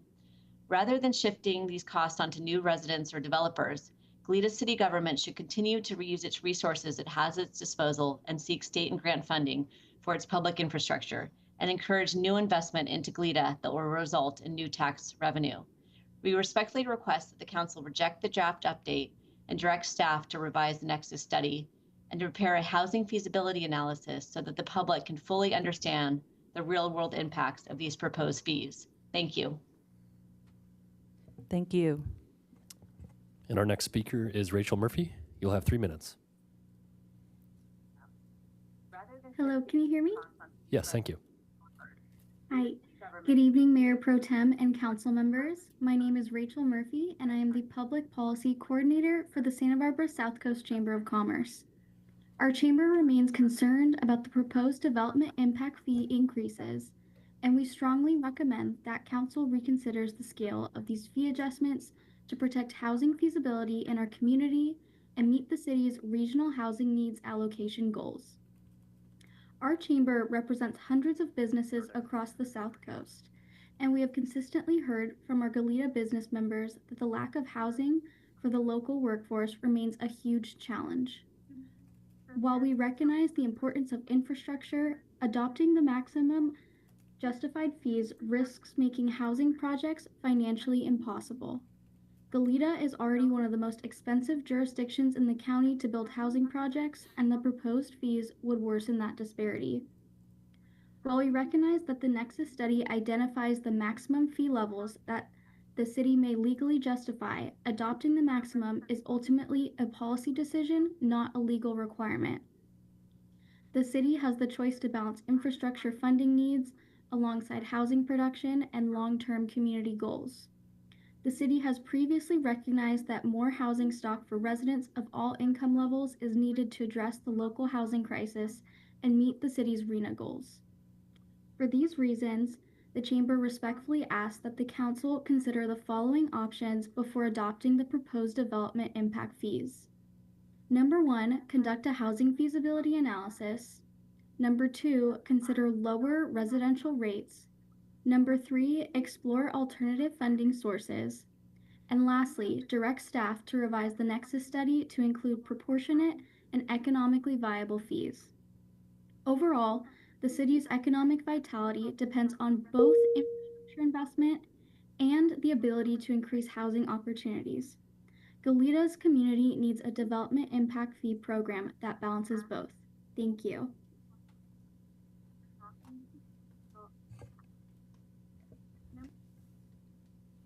Do we have any more speakers? Mayor Pro Tem and Council, we have no further public speakers. Great, thank you. Let's see, do we have any responses from staff or our consultants on any of the public comments? I think we can have Jim Dankowicz field a portion of the questions and Bob Spencer. Okay. Sure. I know. Just find an open mic. I'll go first. This is specific to the comments regarding the transportation fee and the inclusion of regional facilities. It's completely within the purview of the city of Goleta or any other city to include state-owned, Caltrans-owned facilities as part of their fee programs. Many counties have a regional fee that is administered by the regional agency. In this case, if we were to use SB-CAG as an example, would have a regional fee. They would take care of that, but developers would still be paying that fee. There is no such regional fee in Santa Barbara County, so it's completely within the purview to include state facilities. Those facilities go through the same fair share assessment, so through trips are removed, and only trips that are associated with new development that we trace back to their source that are using that facility are part of the equation. So it's completely within the Mitigation Fee Act. Also, again, the existing deficiency, that's a common misconception. We're not solving existing deficiencies. We're merely charging new development for their share of making an existing deficiency worse. It's a big difference. So it's kind of a non-issue. Thank you. I didn't know if our consultant online had any further comment. Oh, thank you. I think the main comment to address would be the one on economic impact concerns. Before I do that, though, I'd like to reinforce Jim's comment that the funding of new facilities does not in any way address existing deficiencies or, for example, any sort of rehabilitation or deferred maintenance cost associated with a capital project. And as demonstrated or documented in the CIP in the last chapter of the report, the CIP for the facility categories other than transportation, well, includes transportation. The transportation chapter has the complete list, but those projects in the final chapter, there's a clear allocation of a share of costs to new development if anything less than 100% of the project is associated with growth. So I also want to, reinforce Jim's comment that that's the case. With regards to the amount of the maximum justified fee, again, that is simply the maximum amount that you could adopt tonight. Anything below that, other than transportation, would simply mean that you'd have less revenue for new projects. But again, a policy decision on your part whether to do that and whether to simply have a lower level of capital, overall capital funding, or find, as I think one of the council members referenced in comments, find other revenues to replace those, of which, there could be grant funds, there could be other sources other than city funds to replace those. But the main comment that I heard was regarding economic development concerns. And what we've done is taken a look at the city's fees relative to, or the maximum justified fees, current and maximum relative to other cities, as a proxy for development concerns. We have not done any kind of detailed economic impact assessment for real estate projects in Goleta and the impact that higher fees might have on those projects. The level of impact of an increased cost on development depends very much on market conditions, and those conditions cycle with the real estate cycle. So, and with different real estate products, housing, commercial, et cetera. So that would take some additional analysis to look at the impact of on projects specifically in Goleta. We do have, though, that comparison of fees with other cities, if the council is interested in viewing that. Great, thank you. Let's see, I'll move to any follow-up questions from council. Councilmember Kiriakou. I don't have any questions, but if we don't have questions, I'm ready to make comments. But I'm happy to wait for other people to have questions. Yeah, let me just check in. Any further questions? Okay. If just a moment. So I will, if there's no other further questions, I'm going to close the public testimony portion of the hearing, and we'll move into council deliberation.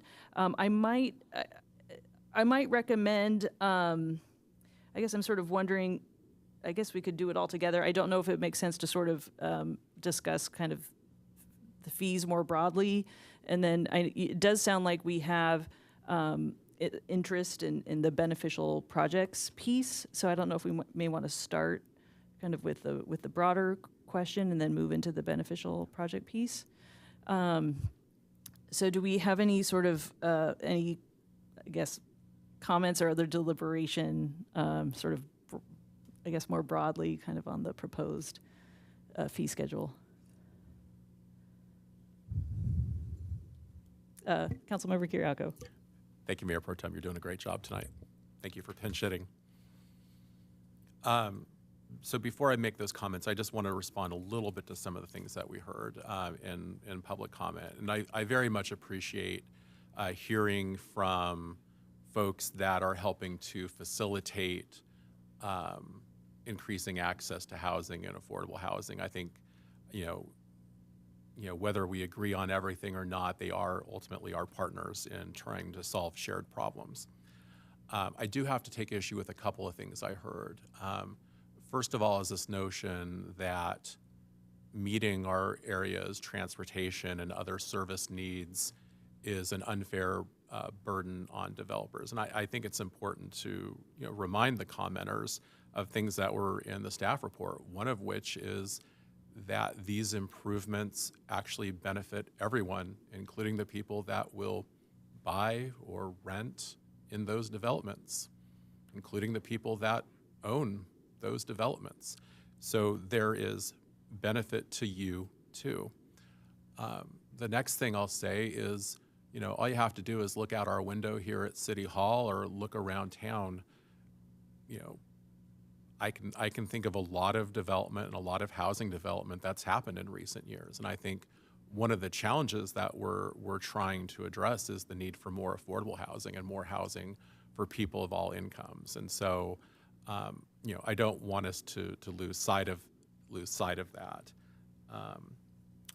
Regarding the comment about the proposed scale being kind of out of whack or not aligned with the rest of the region, Goleta is not the same as Santa Barbara. Goleta is not the same as Santa Maria. Goleta is not the same as Carpinteria. For one thing, they don't pay millions of dollars every year to the county just for the right to exist. I don't see Lompoc sending $8 million a year to the county just because. That's money that could be used for other things. That could be used for transportation improvements, for library improvements, for additional affordable housing, creating an affordable housing trust fund. There's a lot of things that we could do with that money, but we don't have that money because it goes elsewhere. So I would remind some of the commenters that you can't give what you ain't got. And so the state has removed tools that cities used to have. The city of Goleta used to have a redevelopment agency. We could have done current and future transportation improvements and community investment and economic development if we had a redevelopment agency. But Governor Brown got rid of it. Governor Newsom vetoed a version of bringing it back. So we don't have those tools. We're doing the best we can with the tools that we have. There's a lot of things that people that live in Goleta expect. They want safe roads. They want to not sit in traffic. They want housing. They want good libraries. They want services. They demand services. And we have an obligation as their elected representatives to provide those services to them. And this is an area where we need our development partners to really be partners with us. And I think we can talk about the beneficial projects resolution later, but that is a tool that is helping development right now. One example I'll give is the medical office building that is at Santa Felicia and Stork. There's, I think, $20,000 or $30,000 worth of development impact fees being waived because of our beneficial projects policy, because they're putting in a child care center. You're going to have medical offices, and then you'll have childcare for the employees that work there or people that live in the surrounding area. That's a beneficial project. So what do? We help make it pencil. We provide a benefit because they're providing a benefit. And there's other examples of that, and there will be other examples of that. So I don't think what we're talking about doing is punishing development or trying to stop development. There seems to be plenty of development happening, and I'm sure there's going to be a lot more coming in the future. And we need to be doing everything we can to make sure that that development benefits all of the people of our community and is done in a way that's responsible, is done in a way that doesn't impact and harm the quality of life of our residents. So I'll just stop there. Thank you. Councilmember Reyes-Martin. Thank you. Well, that was very well delineated, Councilmember Kiriako. I think we've had quite a lot of time to get to the item tonight, and I do want to appreciate all of the staff work that has gone into being very, very meticulous and detailed in the various, not just data points, but justification and providing a lot of information for how this all comes together. We are talking about proposed increases on fees, and I am sensitive to that. I think, of course, we, read through the material and listen to staff and experts and the public comment that, has been also very detailed in their arguments for why either, they would ask the council not to go with the maximum or go with something different. And so we're tasked with kind of weighing all of that. I will say that I completely agree with, part of what I think Councilmember Kasdan was saying with regards to the transportation fee, that those impacts, as a city, we're going to have to address. We don't really have a lot of it doesn't feel to me like we have a lot of choice in not making those improvements when transportation is impacted by development. So I appreciate that, the staff report suggested, to the extent that council wants to go with anything different than what's justified, that the transportation and I agree also with the library fee are ones that we should go with. I agree with that. And I think with the others, I know that it was brought up that we could consider, a lower level of service. No one wants to consider that. That's a really hard pill to swallow as well. To Councilmember Kiriako's point, we have residents who have very high expectations of their city and what we mean by live, work, play.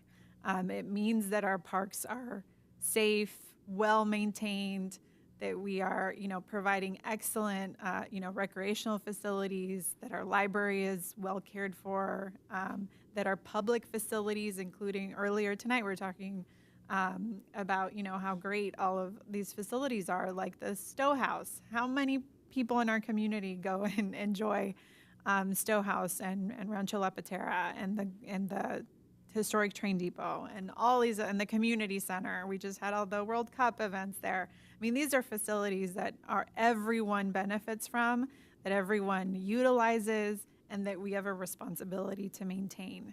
And I think it is really important to underscore, that because we have the revenue neutrality agreement, we're starting off with less money to be able to do those things.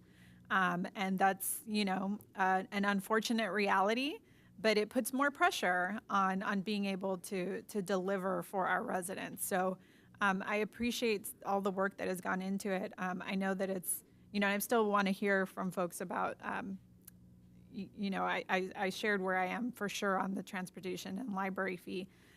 But we have, really important obligations and high expectations from residents to deliver on those obligations. Thank you. I'm just going to jump in briefly, and then I'll turn to Councilmember Kasdan.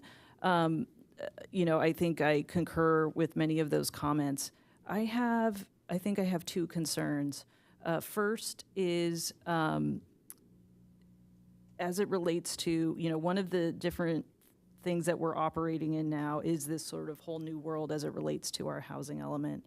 And so to the extent that fees have any potential to deter future development, it raises the prospect of, future, in the next RHNA cycle, more by right housing potentially, and other potential, difficult outcomes that we know, our community doesn't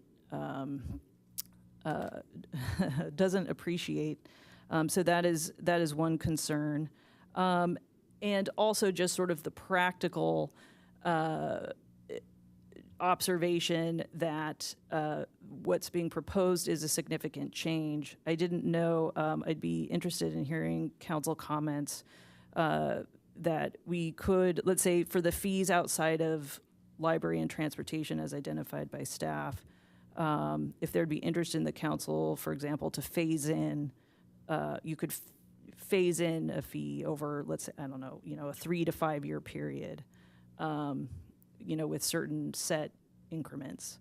That just from a business and planning perspective, to allow some time. So to still get to the maximum, but to phase it in. So I'd be interested to hear if there was council comments on that.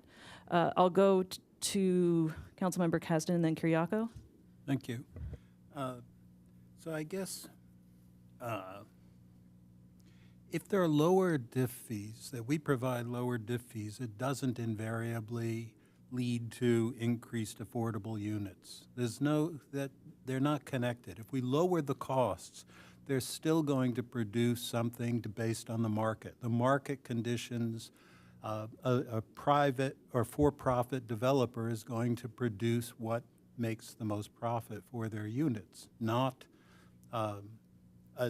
they won't change what they do simply because we reduce the diff fees. If we reduce the diff fees, their profit increases, but we don't generate more affordable units as a result. If we want more affordable units, therefore, what we need to do is via the beneficial uses to target that incentive. If that's our goal, target that, not simply universally reduce the diff fees, because the only thing that'll do is give them more profit. If we're afraid, so my point would be both for the affordable units and for if there are areas or types of construction, or not types of construction, but of locations where we think it's less likely to be developed. So like the adaptive reuse or other areas that we saw in the previous RENA cycle. There, if we have identified areas where they're less likely to go forward, that would be one where we say, okay, diff fees should be considered as a reduction. When we go through the beneficial uses, we consider it there.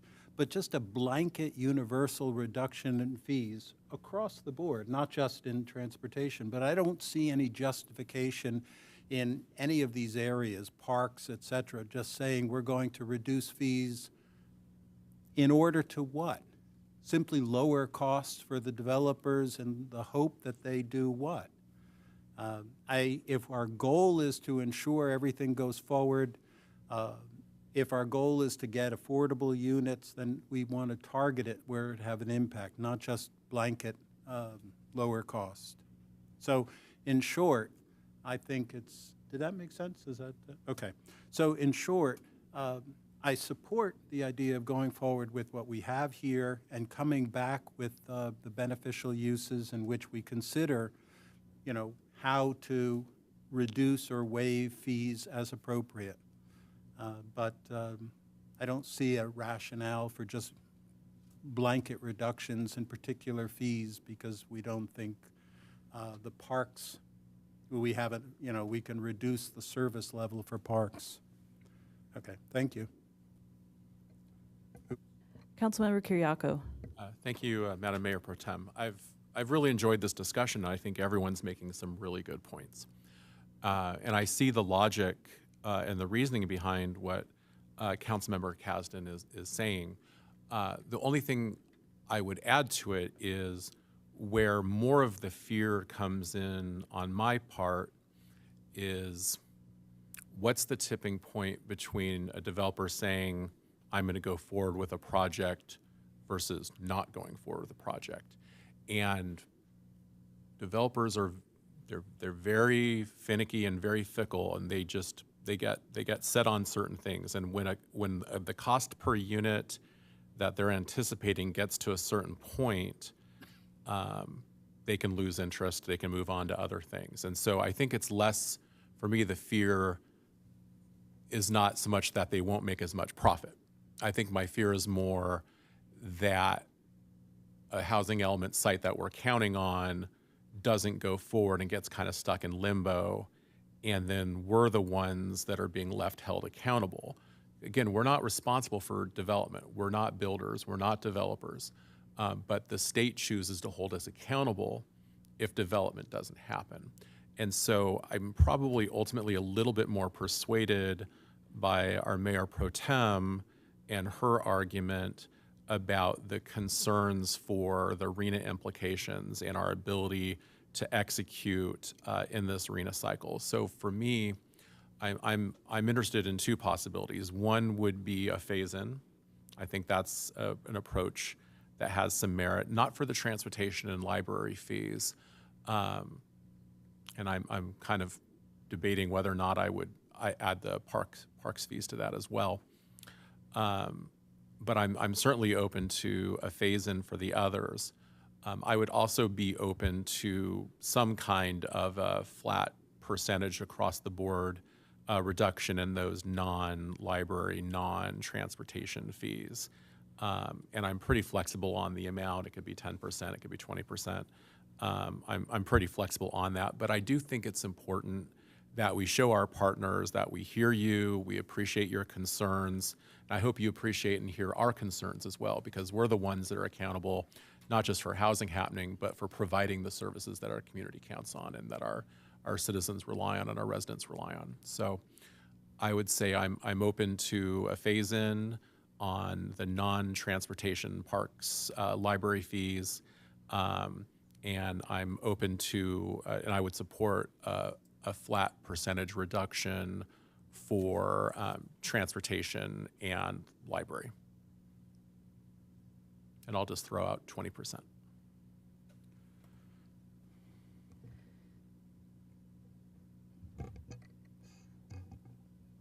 Mayor Pro Tem and Councilmember Kiriakou, I just want to make sure I heard you correctly on that last statement, because I think you said it two different ways. In a previous statement, you acknowledged staff's recommendation to not make reductions to the transportation category and the library category. In the last statement you just made, you said, I thought I heard you say that you're open to a reduction for those two categories. Just want to make sure. No, I do not want to touch those categories. Okay. Thank you. Okay, thank you. Let's see. I'll go to Councilmember Kasdan and then Councilmember Reyes-Martin. Councilmember Kasdan. I forgot what I was going to say. Okay. All right. Hold that thought, and we can come back if it comes to you. Councilmember Reyes-Martin. Thank you. So I'll respond to the suggestion that we have on hand. So I agree with going with the staff recommendation on, is it library, transportation, and parks? Is that kind of what I heard, those three? And then my question on the remaining ones, maybe this is the staff question about just what's more of an administrative burden. Going with, like, let's say what the suggestion was, a 20% flat reduction on those versus some structured phase-in. I would think that just starting off with a flat is probably easier to implement, but maybe you tell me, maybe it doesn't matter. Councilmember Reyes-Martin, we will do whatever council. That's the right answer.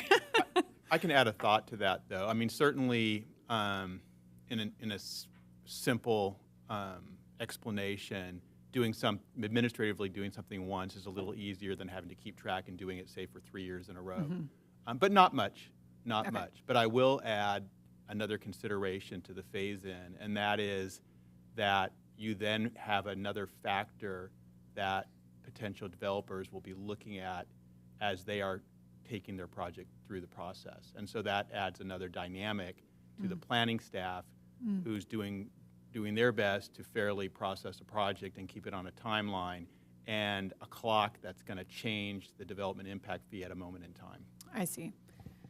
So I'd be open to the flat, and so so that I'm clear, you're talking about a 20% reduction from what's the justified amount. Got it. Okay, I'm going to make sure I understood that. 20% reduction in the proposed increase. Correct. So I could be open to, I know it's not worded as a motion just yet, but I want to give, I think I could support that. Councilmember Kasdan. Yeah, so what we're talking about then is the public administration fee that you had talked about before as far as maintaining our facilities, the bike and pedestrian master plan implementation, and the stormwater fee. Those are the three that we're discussing as just arbitrarily reducing the amount by 20%. That's I mean, I was asking, did I miss any there? Is that the three that? Maybe we can have staff put up the categories, but I believe, yeah, Yes. take fire and housing in lieu fire. out. There were, no, that's out, Okay. because that's handled separately. There were 6 categories, and so let's put Yep. those categories up. But the 3 categories that I just heard from Councilmember Carriaco and then supported by Councilmember Reyes-Martin were the 2 that staff recommended, transportation and library, and then added to that was parks. And then if I'm not mistaken, the other 3 categories are exactly as you stated, Councilmember Kasdan: storm drain, bike and ped, and public administration facilities. And if they could put those up, that would confirm that. I mean, I guess I don't see the rationale for just arbitrarily reducing something without any, just choosing a number and reducing it. I understand we want to be sympathetic to folks out there, but I think it comes through our expansion of the beneficial uses. I think it comes from looking at those categories where development is less likely to go forward without our assistance, or areas that we want to promote, like ADUs and so forth, that we have to remember our goals. And I guess just an arbitrary reduction, just as a goodwill gesture, I understand it, but I don't see the sort of intellectual basis for it, if you will, especially public, you made, Councilmember Reyes-Martin, you made a passionate, or I don't know, passionate, that might be a little strong, but a strong justification for public administration. So, I guess I'm convinced. And, and bike and pedestrian, to the extent that we know, for instance, that when we look at our network right now, there's gaps, and we have areas of that we have a portion of a bike and pedestrian route that's safe and so forth, and then there'll be a big gap. And if we want to enable the residents who come in, we want to enable our residents who live here to have a complete route that's going to be safe, then I would think we don't want to just, it's 20%, so I don't want to overdo make this more dramatic than it needs to be. But I think it's, to the extent that we used a methodology to justify the fees that we have there, to me, that makes sense to stick to rather than just reducing it for the sake of it. So, thanks. Thank you. Councilmember Reyes-Martin. Thank you, and I can appreciate that. I think that at the end of the day, these are still a policy question and discretionary for us. And I appreciate all of the comments that have been made. I think what makes the reduction on those 3 categories for me more palatable is that we are still talking about a pretty large, significant increase to what we have right now, particularly in those 3 categories. If you look at public admin across all the categories within that category, it's over 150% increase. Storm drain, it varies, but some of them are 125% increase. And the bike ped, they're all well over 200% increase. So I think even with that 20% reduction, we are still significantly increasing to match what our facilities need and what we need as a city. So that makes it more palatable to me to do that reduction on those three categories. But I think all your points are well stated, Councilmember Caston. Councilmember Kiriakou. I was going to say more, but I'll just say ditto. Okay. I would support that proposal as well. So I think we'll kind of hold on that broader question and then move to, I felt like I heard from council that there was, consensus on bringing back the beneficial projects, but I'm sensing that our staff probably wants some direction on some of the items to be considered or included. Yeah, that would be great, and we've received some already. So I took pretty good notes, and I wrote down 4 categories that I heard. I might have taken a little bit of liberty, so I'll read my notes back, and maybe I read between the lines on one of them. So any direction would be great, but we would come back, and if at that point it's a study session and there's, the council refines some of the categories, we can always do it in 2 steps. But it is done by resolution, and as your city attorney said, we can bring that back relatively quickly. The better direction we have, the faster we can bring it back. So here's what I heard, doing my best as I heard comments from all 4 council members. So one category was projects that provide a higher level of affordable housing. So I won't go into more detail. Staff would have to kind of dig into the weeds on that, but I generally heard that, I think, from all 4. Related, and this is where the conversation got between the intersection between this exemption for beneficial use and our in lieu fee.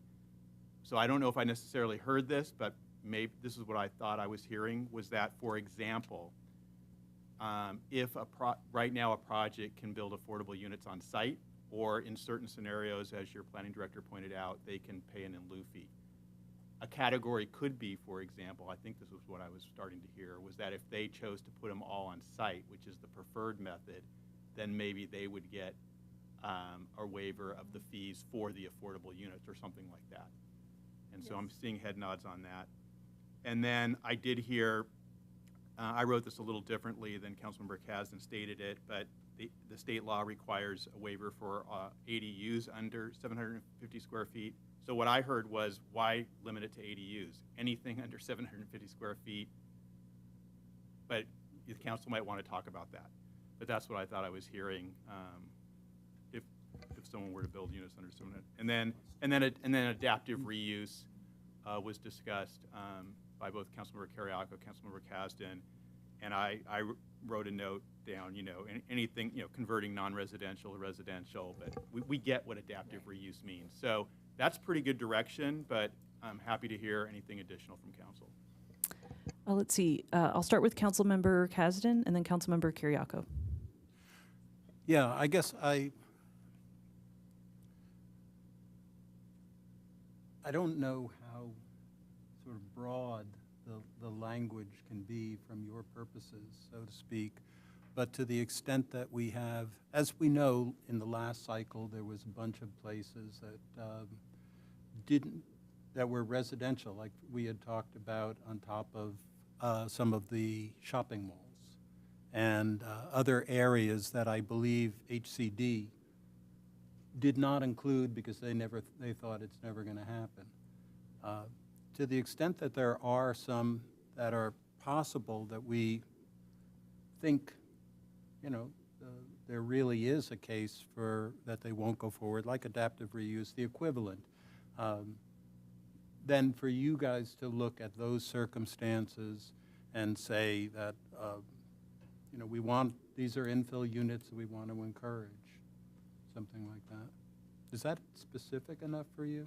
Is that okay? I'm giving you carte blanche, in essence. Again, I think staff's going to have to work on it, and questions might come out of this, and that's why if we come back, there might be some additional direction. But I'm looking at Mr. Imhoff. I think the direction's clear on adaptive reuse, and we can give our best effort to it.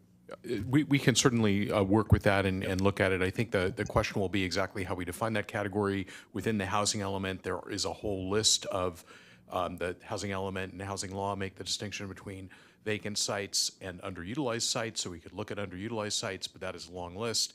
The more kind of categories of exception we have, the more the risk of kind of the exceptions swallowing the rule. But we'll look at that. We'll do some analysis and we'll bring it back and give you some options to consider. That's fine. Thank you.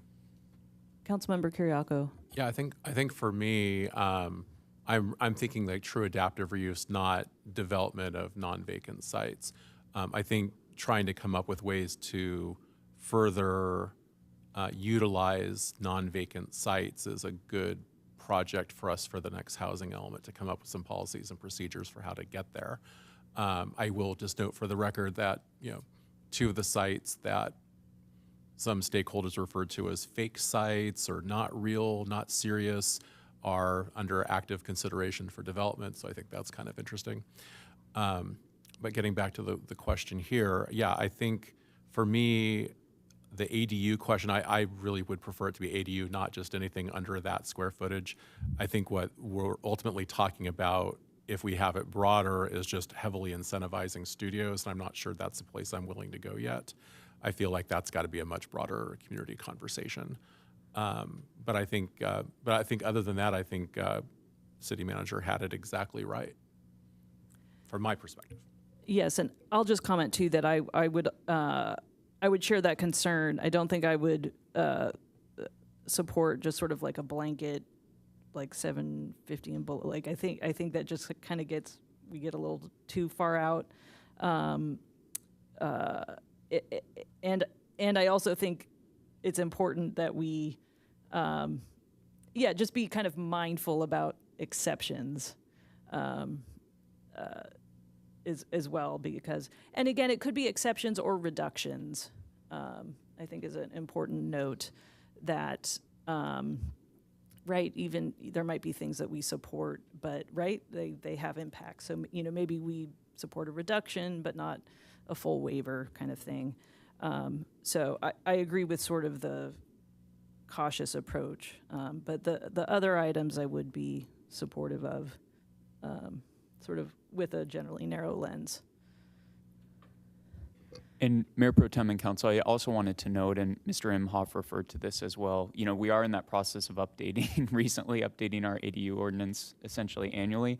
I think with the direction we're hearing from Council, it gives us an opportunity to also just check and ensure the numbering with the statute is correct, if there's anything else that's relevant associated with ADU law. So I would say that's an added benefit of where it looks like the Council may be headed in terms of asking city staff to look at ADUs specifically.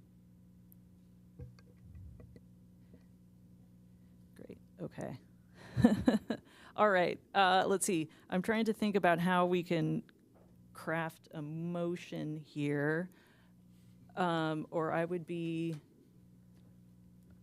Mayor Pro Tem, could I ask a clarifying question of the Yes. Council first? Yes. Just for the record, I think I wanted to be sure, we did see the different fees up on the screen. Yes. I saw a couple references throughout, and so I think just for the record and to Yes. be clear, so what I heard for what I expect the motion will be from a member is to go with the legally justified maximum for the categories of library, parks and recreation, and transportation facility fees.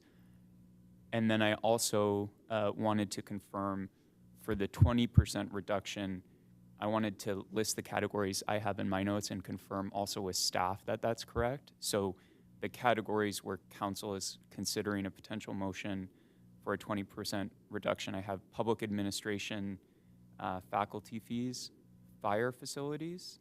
Okay, so there's no fire facilities, storm drain faculty fees, and there was a reference on one slide to housing projects, and I'm just wondering if that is a defined category that needs to be included. Yeah. Mr. Rosen, it was bicycle and pedestrian category.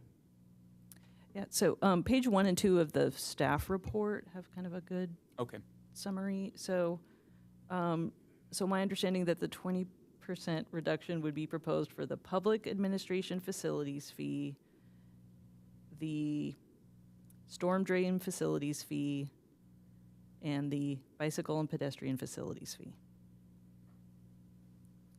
Reduced from the maximum justified.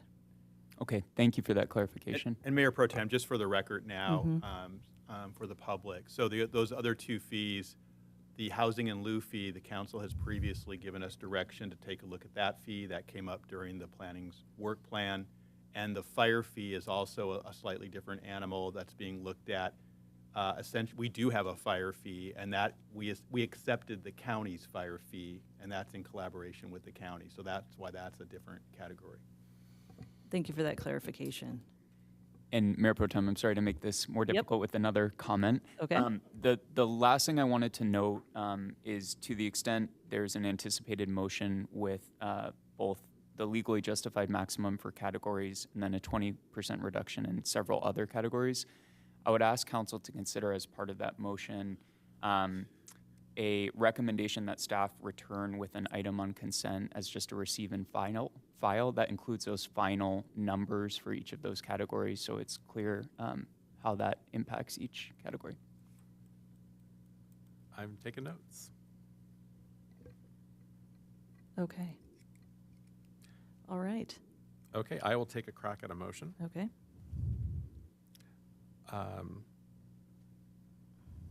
I move that we, as we have done, continue a public hearing from May 19th, 2026, and adopt Council Resolution number 26 next in line, entitled A Resolution of the City Council of the City of Goleta, California, approving the 2026 Development Impact Fee Program Update Report and updated development impact fees pursuant to the Mitigation Fee Act for the legally justified maximum for parks and recreation fees, transportation fees, and library fees, and with a 20% reduction from the legally justified maximum for storm drain, bicycle and pedestrian, and public administration facilities fees, and find that the resolution to be exempt under the California Environmental Quality Act. And I recommend that staff bring back on consent a report to receive and file. Is there I a kind of second? blinked out for a second. Did I actually specify the Mitigation Fee Act? You did. Okay. You did, Councilmember Kiriakou, and I believe that captures sort of what we had in mind. And I would note, to a point Mr. Nisbet raised, the direction we received separately on the beneficial policy can be effectuated just based on the discussion this evening. Oh. Is there a second? Okay. Councilmember Kasdan seconds. We'll take a roll call vote of the council. Yes, thank you, council members. Beginning with Councilmember Kasdan. Aye. Councilmember Kiriakou. Aye. Councilmember Reyes Martin. Aye. And Mayor Pro Tempore Smith. Yes.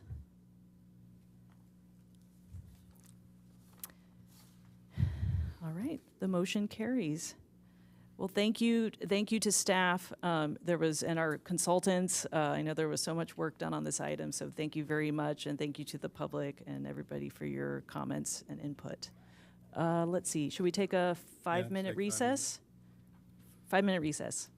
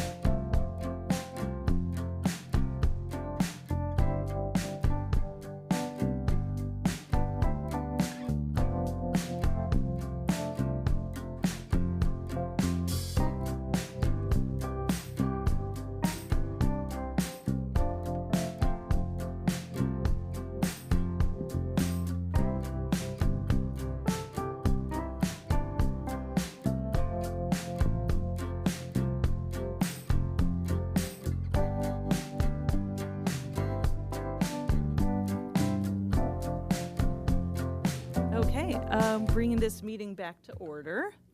Let's see, next we have a discussion item. Discussion and action item. Yes, thank you. That takes us to D1, Goleta Valley Library Capital Campaign Update with recognition and naming considerations. Great, so we have our staff here to present this item.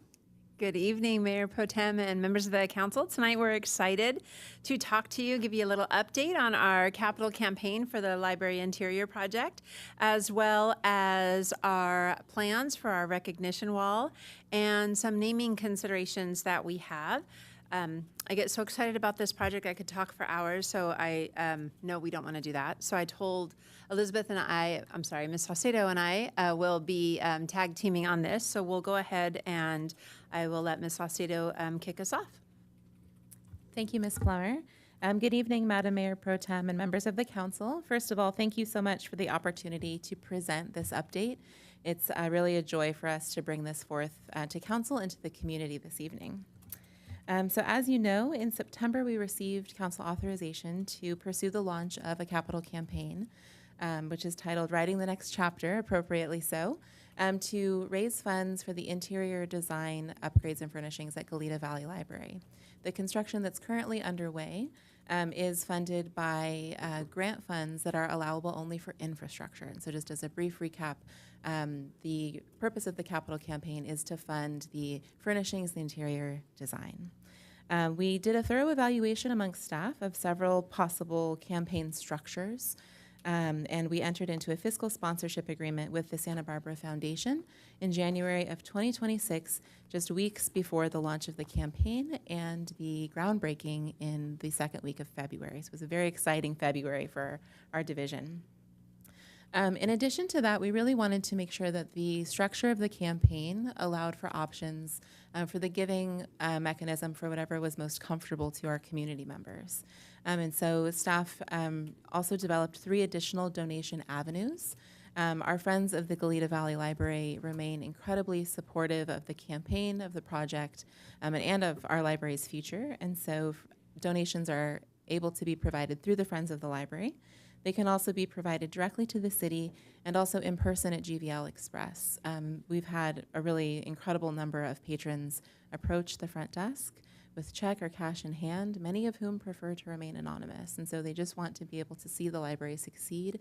They're familiar faces that we've known for decades, and they come in person to our staff to make those gifts. So that is the 4th option.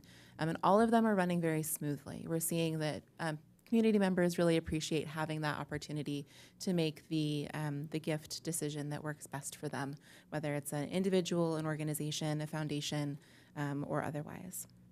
And so we're very pleased to provide you with a capital campaign update this evening. As I mentioned, the campaign launched in February with a goal of $1.7 million. This is what was determined was the total figure needed to bring those community aspirations to life for the interior design. Prior to the launch of the campaign, we did receive a number of significant donations, such as 550.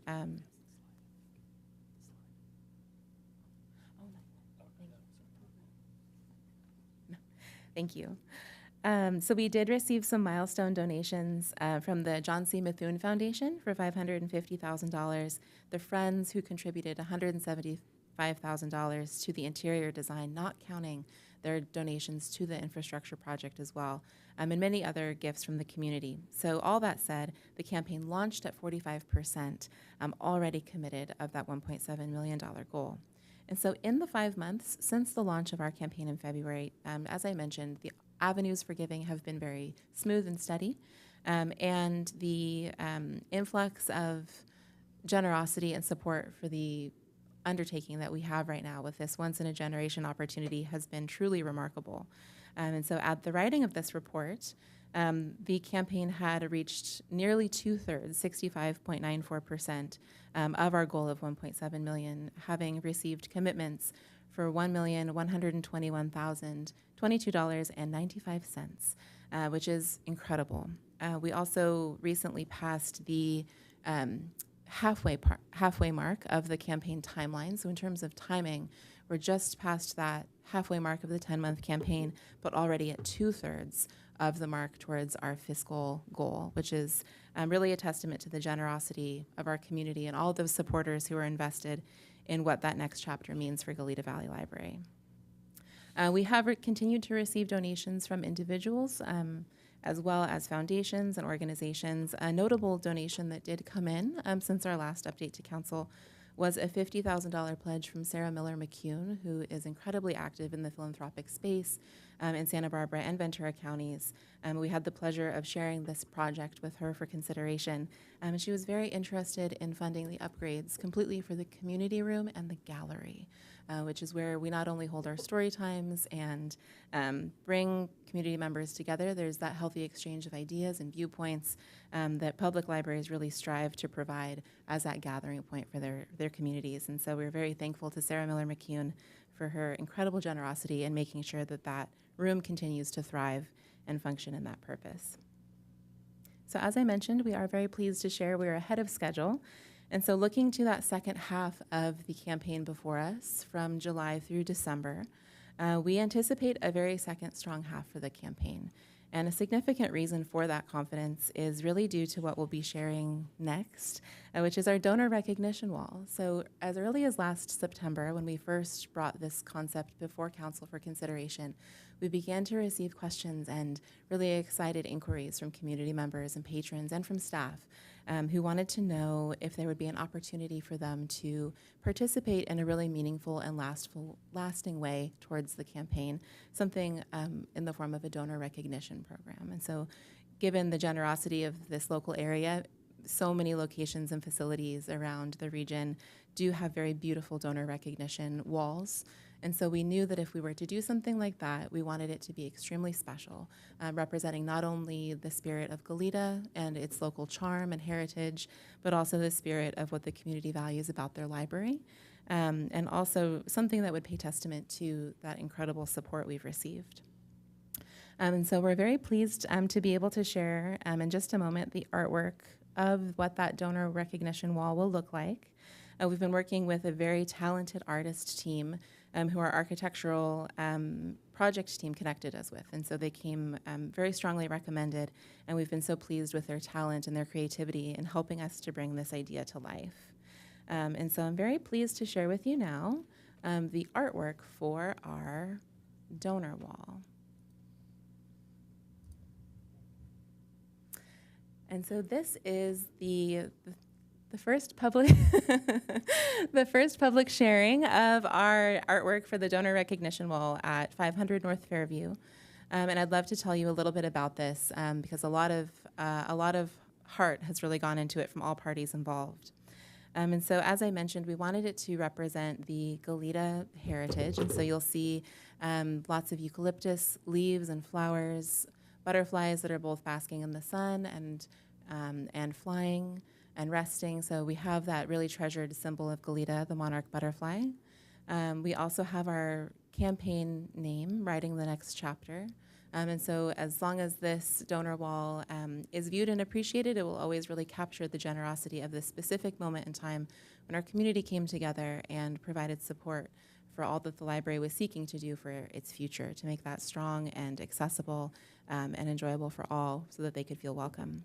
And of course, there is the row of books at the bottom of the design, which represent the incredible support that the community shares for their public library. We have an avid community of readers who value access to information and books, who delight in literacy, who really want to boost the literacy and the lifelong reading of the community as a whole. And so we do have books, of course, featured prominently in the design. I also wanted to mention the light that's emanating from the books in the center. And so the light coming from the book is really intended to symbolize the way that the books will open the doors and shine the light on what it can do for you as a reader, as a member of the library, what accessing your library can do to inspire and to create a bright future for everyone in our community. But then also to show that the support of our community that is going into this donor wall that is being recognized with this donor wall helps us to make that mission a reality. And so we wanted to also show that the library in and of itself is an entity that shines a light, creates a bright future, but the support of our community of patrons really helps us to make that a reality. And so the future is very bright at our library because of that support and how it enables us to bring our mission to life. And I wanted to mention a few other pieces of the donor wall. So we talked a little bit about the design, which, as I mentioned, focuses on not only the themes of Goleta and the library, but also has a very strong integration with the building itself. And so the architectural and artist team are just a prime example of why we remain so grateful for experts in their craft, because they were able to create a donor wall that aligned with the geometry and the actual structure of the library. And so I'll go to the next slide, which talks a little bit about the position of the donor wall on the library itself.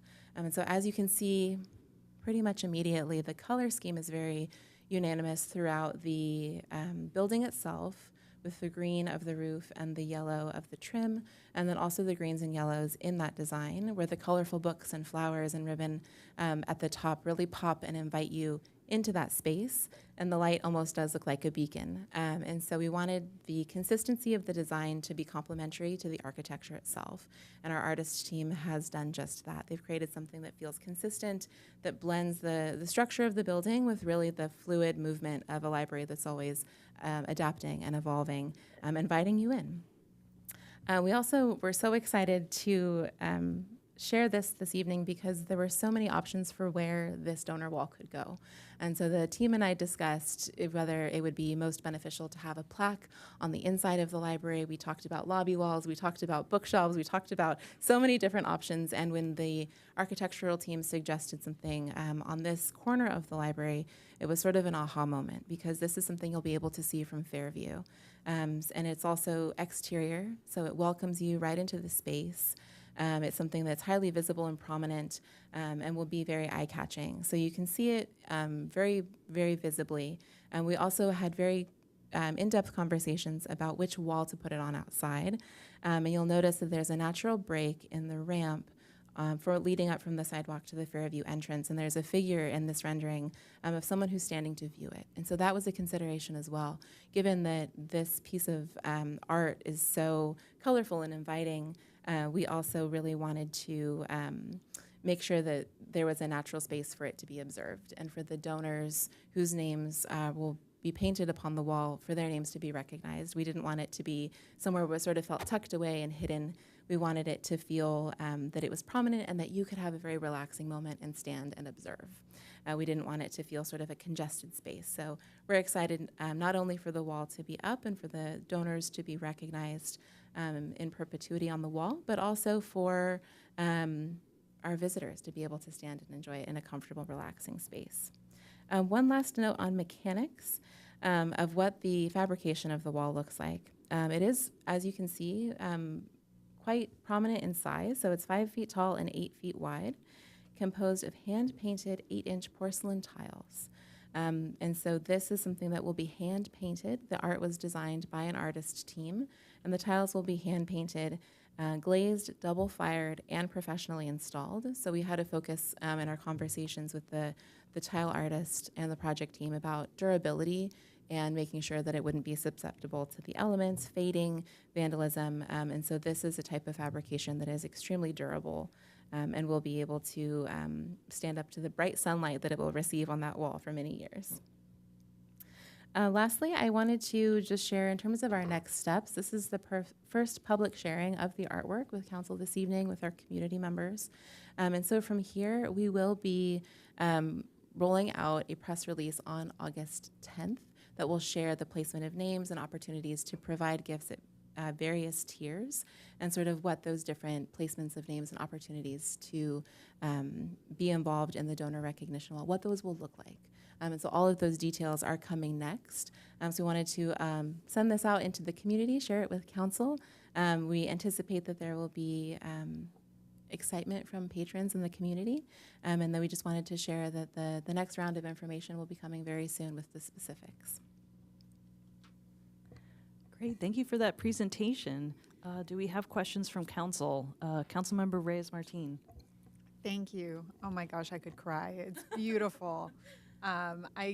They just captured Goleta so beautifully with all the elements in that art piece. And one thing that I actually immediately thought of, how lovely also another tie-in is, you may know this, but this type of exterior kind of art using tile, and it's hand-painted tile, is seen so often throughout the community at our schools. So at so many of the elementary schools, I mean, even at DP, I've seen it. Like, this is something that gets done. And so it's like something new, and yet it feels very much like Goleta to do a recognition wall like this. So that's just beautiful and lovely. And kudos for just having the idea to kind of let the artists come up with something to represent us. And it's beautiful, and it's just a really wonderful additional unplanned or unanticipated thing that we get to look forward to. And just thank you for the update. It's wonderful. Thank you. Councilmember Kasdan. Thank you. Could you go back to the previous picture? So, well, first, I was just curious where the names of donors might go. Did you have some ideas? Because I was looking, are you going to name the butterflies? Are they going to be in the books? Where were you thinking of, or is it UC? In the books? Right there. Councilmember. Well, go ahead. Councilmember Kasdan, that'll all be released in specifics. You don't want to surprise the public. We'll share some details. As you can see in the bottom book, the John C. Methuen Foundation has the base book that's because of that $550,000 contribution. Right. You'll see the Friends of the Goleta Valley Library. That is just an example. This rendering is again our first release. The exact locations of the butterflies, the exact location of all the leaves will be contingent on the funding that we do receive, the exact location of the books on the funding that we do receive. But the larger donors will go on the bindings of the books. Okay, so we will be correct. Cool. We will be selling the butterflies. We've looked at putting the names on the butterflies. We're working with the project team right now to decide if we feel that that is a good place, whether or not we feel that the donors' names would be easily readable, or if it would be easier to read it if it was placed under the butterfly or next to the butterfly on the tile to be more clear. We're working with the artist team right now to decipher that. The artist is coming up with sample tiles with us, which is why we wanted to share this with you, see if we had any input or comments from you before she comes up with the rest of those sample tiles. And then we'll be looking at selling some of the blank tiles, the butterfly tiles, potentially the flowers and the leaves as well. So that's what we'll be looking to potentially sell, and that will all be released in our press release on the 10th of August. So we're really excited about that, and we're right now looking at our base as being on the wall at $1,000 at our minimum, but we have received contributions already, even down to a quarter, and Ms. Saucedo and I have a plan to recognize everybody that has contributed, even down to that quarter. Really? So not on this wall, but we have a way to recognize those individuals because we do believe strongly that every penny counts towards this, and we do believe that everybody deserves that recognition. So we do have a plan, and we'll share that plan as that unfolds, but for this wall, it would be a minimum of $1,000. If we can make that number squeak down, we will, but we need to get to that $1.7 million. But it's looking at $1,000 right now. Well, it does look like in the books themselves, in those titles, there's a lot of space. Well, that would be for the big ones. Those So are the big ones. That's fine. I'll tell Well, you we're who to gonna write have the a check lot of out big to, ones. and we do have quite a few big ones right now. And then if you'd like to continue talking about the wall, we're happy to. We also have another big item to talk about in the staff report as well. Okay, well, let me just say, it really is, echo Councilmember Reyes-Martinez, it's beautiful. It really is lovely. It's just, it's not only pretty, but it also it just fits the library, just the kind of kind of an inspirational sort of thing. It's a really nice, and so yeah, that's all. I just really like it.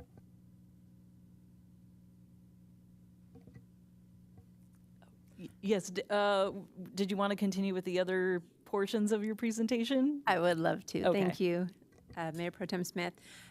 Before we move on to that next item, I would like to share that Ms. Saucedo had given much credit to the artist that we've been working on, but Ms. Saucedo had also provided the artist with a rendering that was not as detailed and elegant as this, but conceptualized, had that same essence of the books and the butterflies, and so she led the artist in this direction, so I do want to applaud her for that vision. So she did have this vision, so kudos to Ms. Saucedo for that.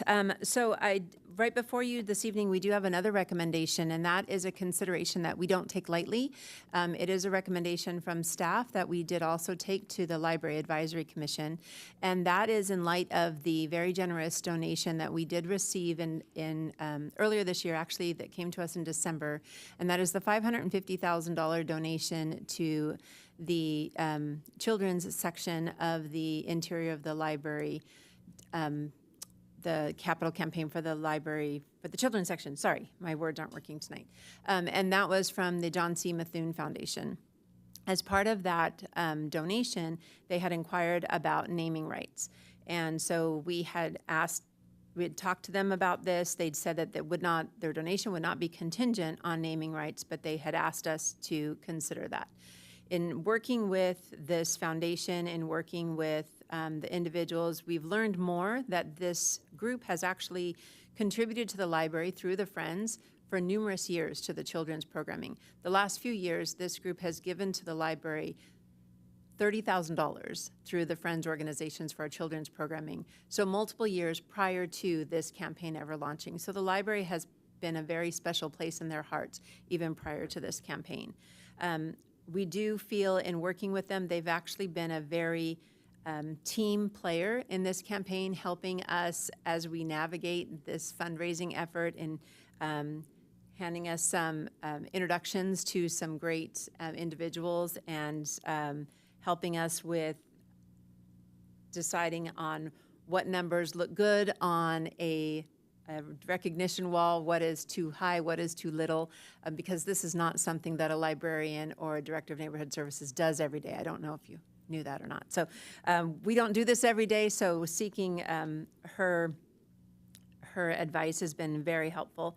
But aside from that, we just do feel that the recognition of what the John C. Methune Foundation has done for the Goleta Library interior project is significant enough to warrant the recommendation to consider naming the children's section.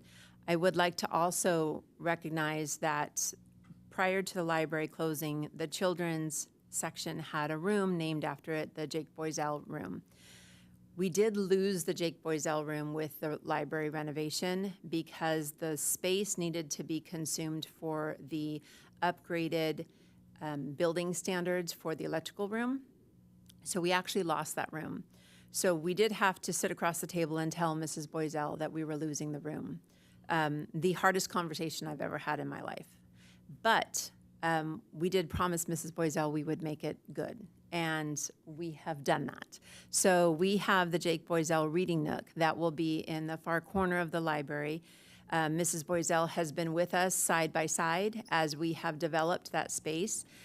We have taken it to a point where she says, you don't need to talk to me anymore. I'm good. I'm happy with where you have taken it, and I'm just ecstatic. So that space will remain the Jake Boiselle Nook. We have some surprises in place that she's aware of, but we're surprises for the community, and we're really excited about that.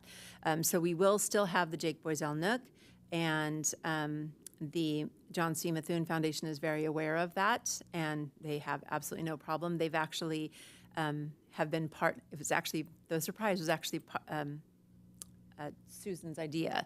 So it was actually Susan Torrey's idea to do this surprise in the Jake Boiselle Reading Nook. So they're all about community, and the recommendation was from the family to name the children's section of the library the Doris Methune's Enchanted Words and Wonders Library, or the Doris Methune's Enchanted Pathways to Discovery. So those were the two different options that the family came up with. And the Library Advisory Commission did not have names in front of them. They just had the concept of it being named. And so we're here to ask you for that recommendation to consider naming the children's section of the library after the Methune Foundation. And then our last recommendation is to appropriate all of the funds that we've received in-house to date to the library campaign so we can start spending that money, and then to also correct an appropriation that we had made prior to starting the campaign that we had appropriated to the project for furniture and fixtures to the campaign so we can start spending it out of the appropriate funds. And that's all we have, and we're available for any questions. Thank you so much. Let's see, we'll go to Councilmember questions and comments. Councilmember Kasdan. Yeah, I just wanted to commend you for that whole Jake Boiselle sort of thing. I'm very happy that you navigated that one well, and so I appreciate that. As far as the question you're asking, they're both good. They're both charming, and I don't know that I really, not sure. I'll really have to ponder it. Councilmember Reyes-Martin. So are you asking us for kind of an opinion between those two? Is that kind of what you're hoping to get from us? Councilmember Lutz Reyes-Martin, our first question is the council supportive of naming? And then if you have an opinion, you can give us an opinion and we'll take that opinion. If you don't have an opinion, you want to turn it over to staff, we'll go back to the John C. Methune Foundation family and ask them if they have a preference, or we can even take it back to the Library Advisory Commission and ask them. They have a meeting coming up, or we'll make a determination because they are both cute. Yes, so I fully support renaming it. I think they've been so generous, and clearly from what you also shared, they have been for some time. So that's lovely. I love that they took this approach to naming it, and it's not just the name. I think that's kind of more typical, but this is such a lovely way to kind of make it a little more whimsical, which I think is very fitting. They're both lovely. I think I'm partial to Words and Wonders. I like is that alliteration? But they're both wonderful, and I'd support staff kind of working with the family. That's probably the best way to see if they have a preference one way or the other, but they're both great. Let's see. I want to, any other questions before we go to public comment on this item? I'll just say I support naming, and Words and Wonders has a nice alliteration. I agree. I support naming as well. I could go either way, but I could support Words and Wonders. The other one has fewer letters, like it might be more practical. but I like either one. Okay. Do we have any public comment on this item? Thank you, Mayor Pro Tem. If any attendees on the Zoom webinar wish to make public comment, please use the raised hand feature and I will call upon you. Mayor Pro Tem, I'm seeing none. Okay. All right. Well, we'll go into our deliberations. Thank you to staff for this wonderful update. Any other final thoughts or comments? I don't have final comments, but I'm happy to make a motion if we're ready for that. Okay. Maybe my only final comment is I think this is a good example of, I know we have our public arts commission sort of coming. And so, I think this is an example of work that they could be involved in the future. So just as kind of a separate observation, you know, that we had just done some interviews not too long ago. And so we're still working on getting that up and running, but I think this is an example of you know, the potential that's out there. All right, we'll go to a motion. So I move that we receive the presentation on the update of the Goleta Valley Library Capital Campaign, writing the next chapter, and B, approve the proposed donor recognition design concept, acknowledging the contributions towards the interior project, and authorize staff to proceed with the final fabrication and installation location consistent with the approved concept and applicable city policies. And C, authorize staff to work with the Methuen Foundation on the naming of the children's portion of the Goleta Valley Library in recognition of the significant financial contribution from the John C. Methuen Foundation. And D, approve the revenue and expense budget appropriations and budget appropriation transfers in Fund 101 and Fund 236 of all donated funds received to date from fiscal year 2025-2026 and fiscal year 2026-2027 through the Library Capital Campaign to be used for contracts and services associated to the interior project as described in the fiscal impact section. Do I have a second? Councilmember Kasdan is the second. We'll do a roll call vote of the council. Councilmember Kasdan. Aye. Councilmember Kiriakou. Aye. Councilmember Reyes Martin. Aye. Mayor Pro Tem Smith. Yes. Okay, motion carries. Wonderful. Thank you so much for your hard work. Okay. Thank you. Thank you. All right, that brings us to our next item. And Mayor Pro Tem and Council, I do have an announcement on this item D3. Oh, yes. Um, We have D2 first. my apologies. We're jumping the gun. So we'll start with D2 and then go to D3. Yeah. Yes, item D2, designation of the City Council delegates for the Cal Cities Annual Conference. Let's see. Mr. who? Oh, Shannon? Ms. Kern. Just a moment while we have a switch out of our staff here.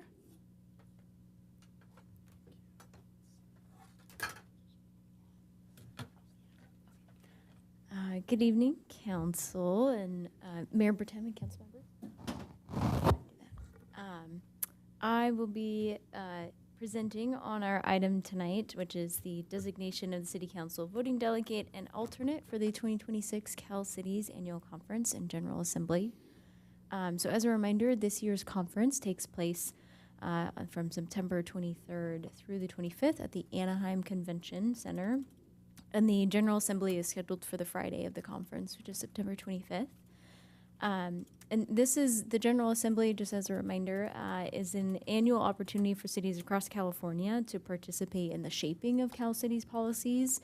And so each member city receives one vote on the resolutions that are presented every year that come before the Assembly. And so delegating our voting representative, which has to be done by City Council action, is just allows Goleta to participate in the voting. And so at this time, Councilmember Reyes Martin and Councilmember Kiriakou are registered to attend the conference. You do have to be registered for the conference to be able to be a voting member. You do not need to be registered for the full conference. You could register for a single day, the Friday, but that is a requirement to be a voting delegate. And so because of this, Anaheim Convention Center. So because of this, staff recommends appointing Councilmember Reyes Martin as the voting delegate and Councilmember Kiriakou as the alternate. And as I said, this has to be done by formal City Council action. And then once approved, we will submit the form that is required through Cal Cities, which I believe was included in the attachment of the staff report. And I did want to highlight that this, as an alternative, the City Council could designate someone else or inverse the recommendation. So it's up to the City Council to decide that. And with that, I can pull up one moment, and I'll pull up the recommendation on the screen so you can see it. Great. Do we have any comments from council? Okay. Do we have any public comment on this item? If any attendees, I'm sorry. Councilmember Kiriakou, I'm sorry. I'm happy to support the staff recommendation. I'm already serving on the resolutions committee for the conference and along with our city manager co-presenting on something. So I have my hands full. Thank you. Now we'll go to public comment. thank you, Mayor Pro Tem. If any attendees on the webinar wish to make public comment, please use the raised hand feature and I will call upon you. Mayor Pro Tem, I'm seeing none. Okay. All right. I will accept a motion. So moved. Okay. We don't need to read this one, right? Thank you. I'm comfortable. Okay. Mr. Fit. Thank you. Do I have a second? I'm happy to second. Roll call vote. Yes, thank you. Councilmember Kasdan. Aye. Councilmember Kiriakou. Aye. Councilmember Reyes Martin. Aye. And Mayor Pro Tem Smith. Yes. Okay, motion carries. Thank you to our council members for representing us. Thank you, Ms. Kern. Thank you. Okay, and then on the final item, we have an update from our city attorney. Thank you, Mayor Pro Tem. Yes, our clerk's team has confirmed for item D3 the appointment of the city council member to the Santa Barbara County Continuum of Care Board of Directors, that it's actually a mayoral appointment that's then ratified by the council. And so with the mayor's excused absence tonight, staff would just ask for consent from the council to bring this back at the regular August 18th meeting. Okay, I think we would approve. Sounds good. Thank you. Okay. Do you, I'm comfortable without. Thank you. okay. All right, next we have council comments and standing committee reports. Councilmember Kiriakou. Thank you. Yeah, we had a Economic Development Committee meeting on July 14th. We received an update on the Pride of Place grants program for Old Town, and lots of great progress being made, whether it's murals or improvements, programs for businesses, lots of great things happening there. And then we also provided some general guidelines and direction for how the funding for the committee should be allocated going forward.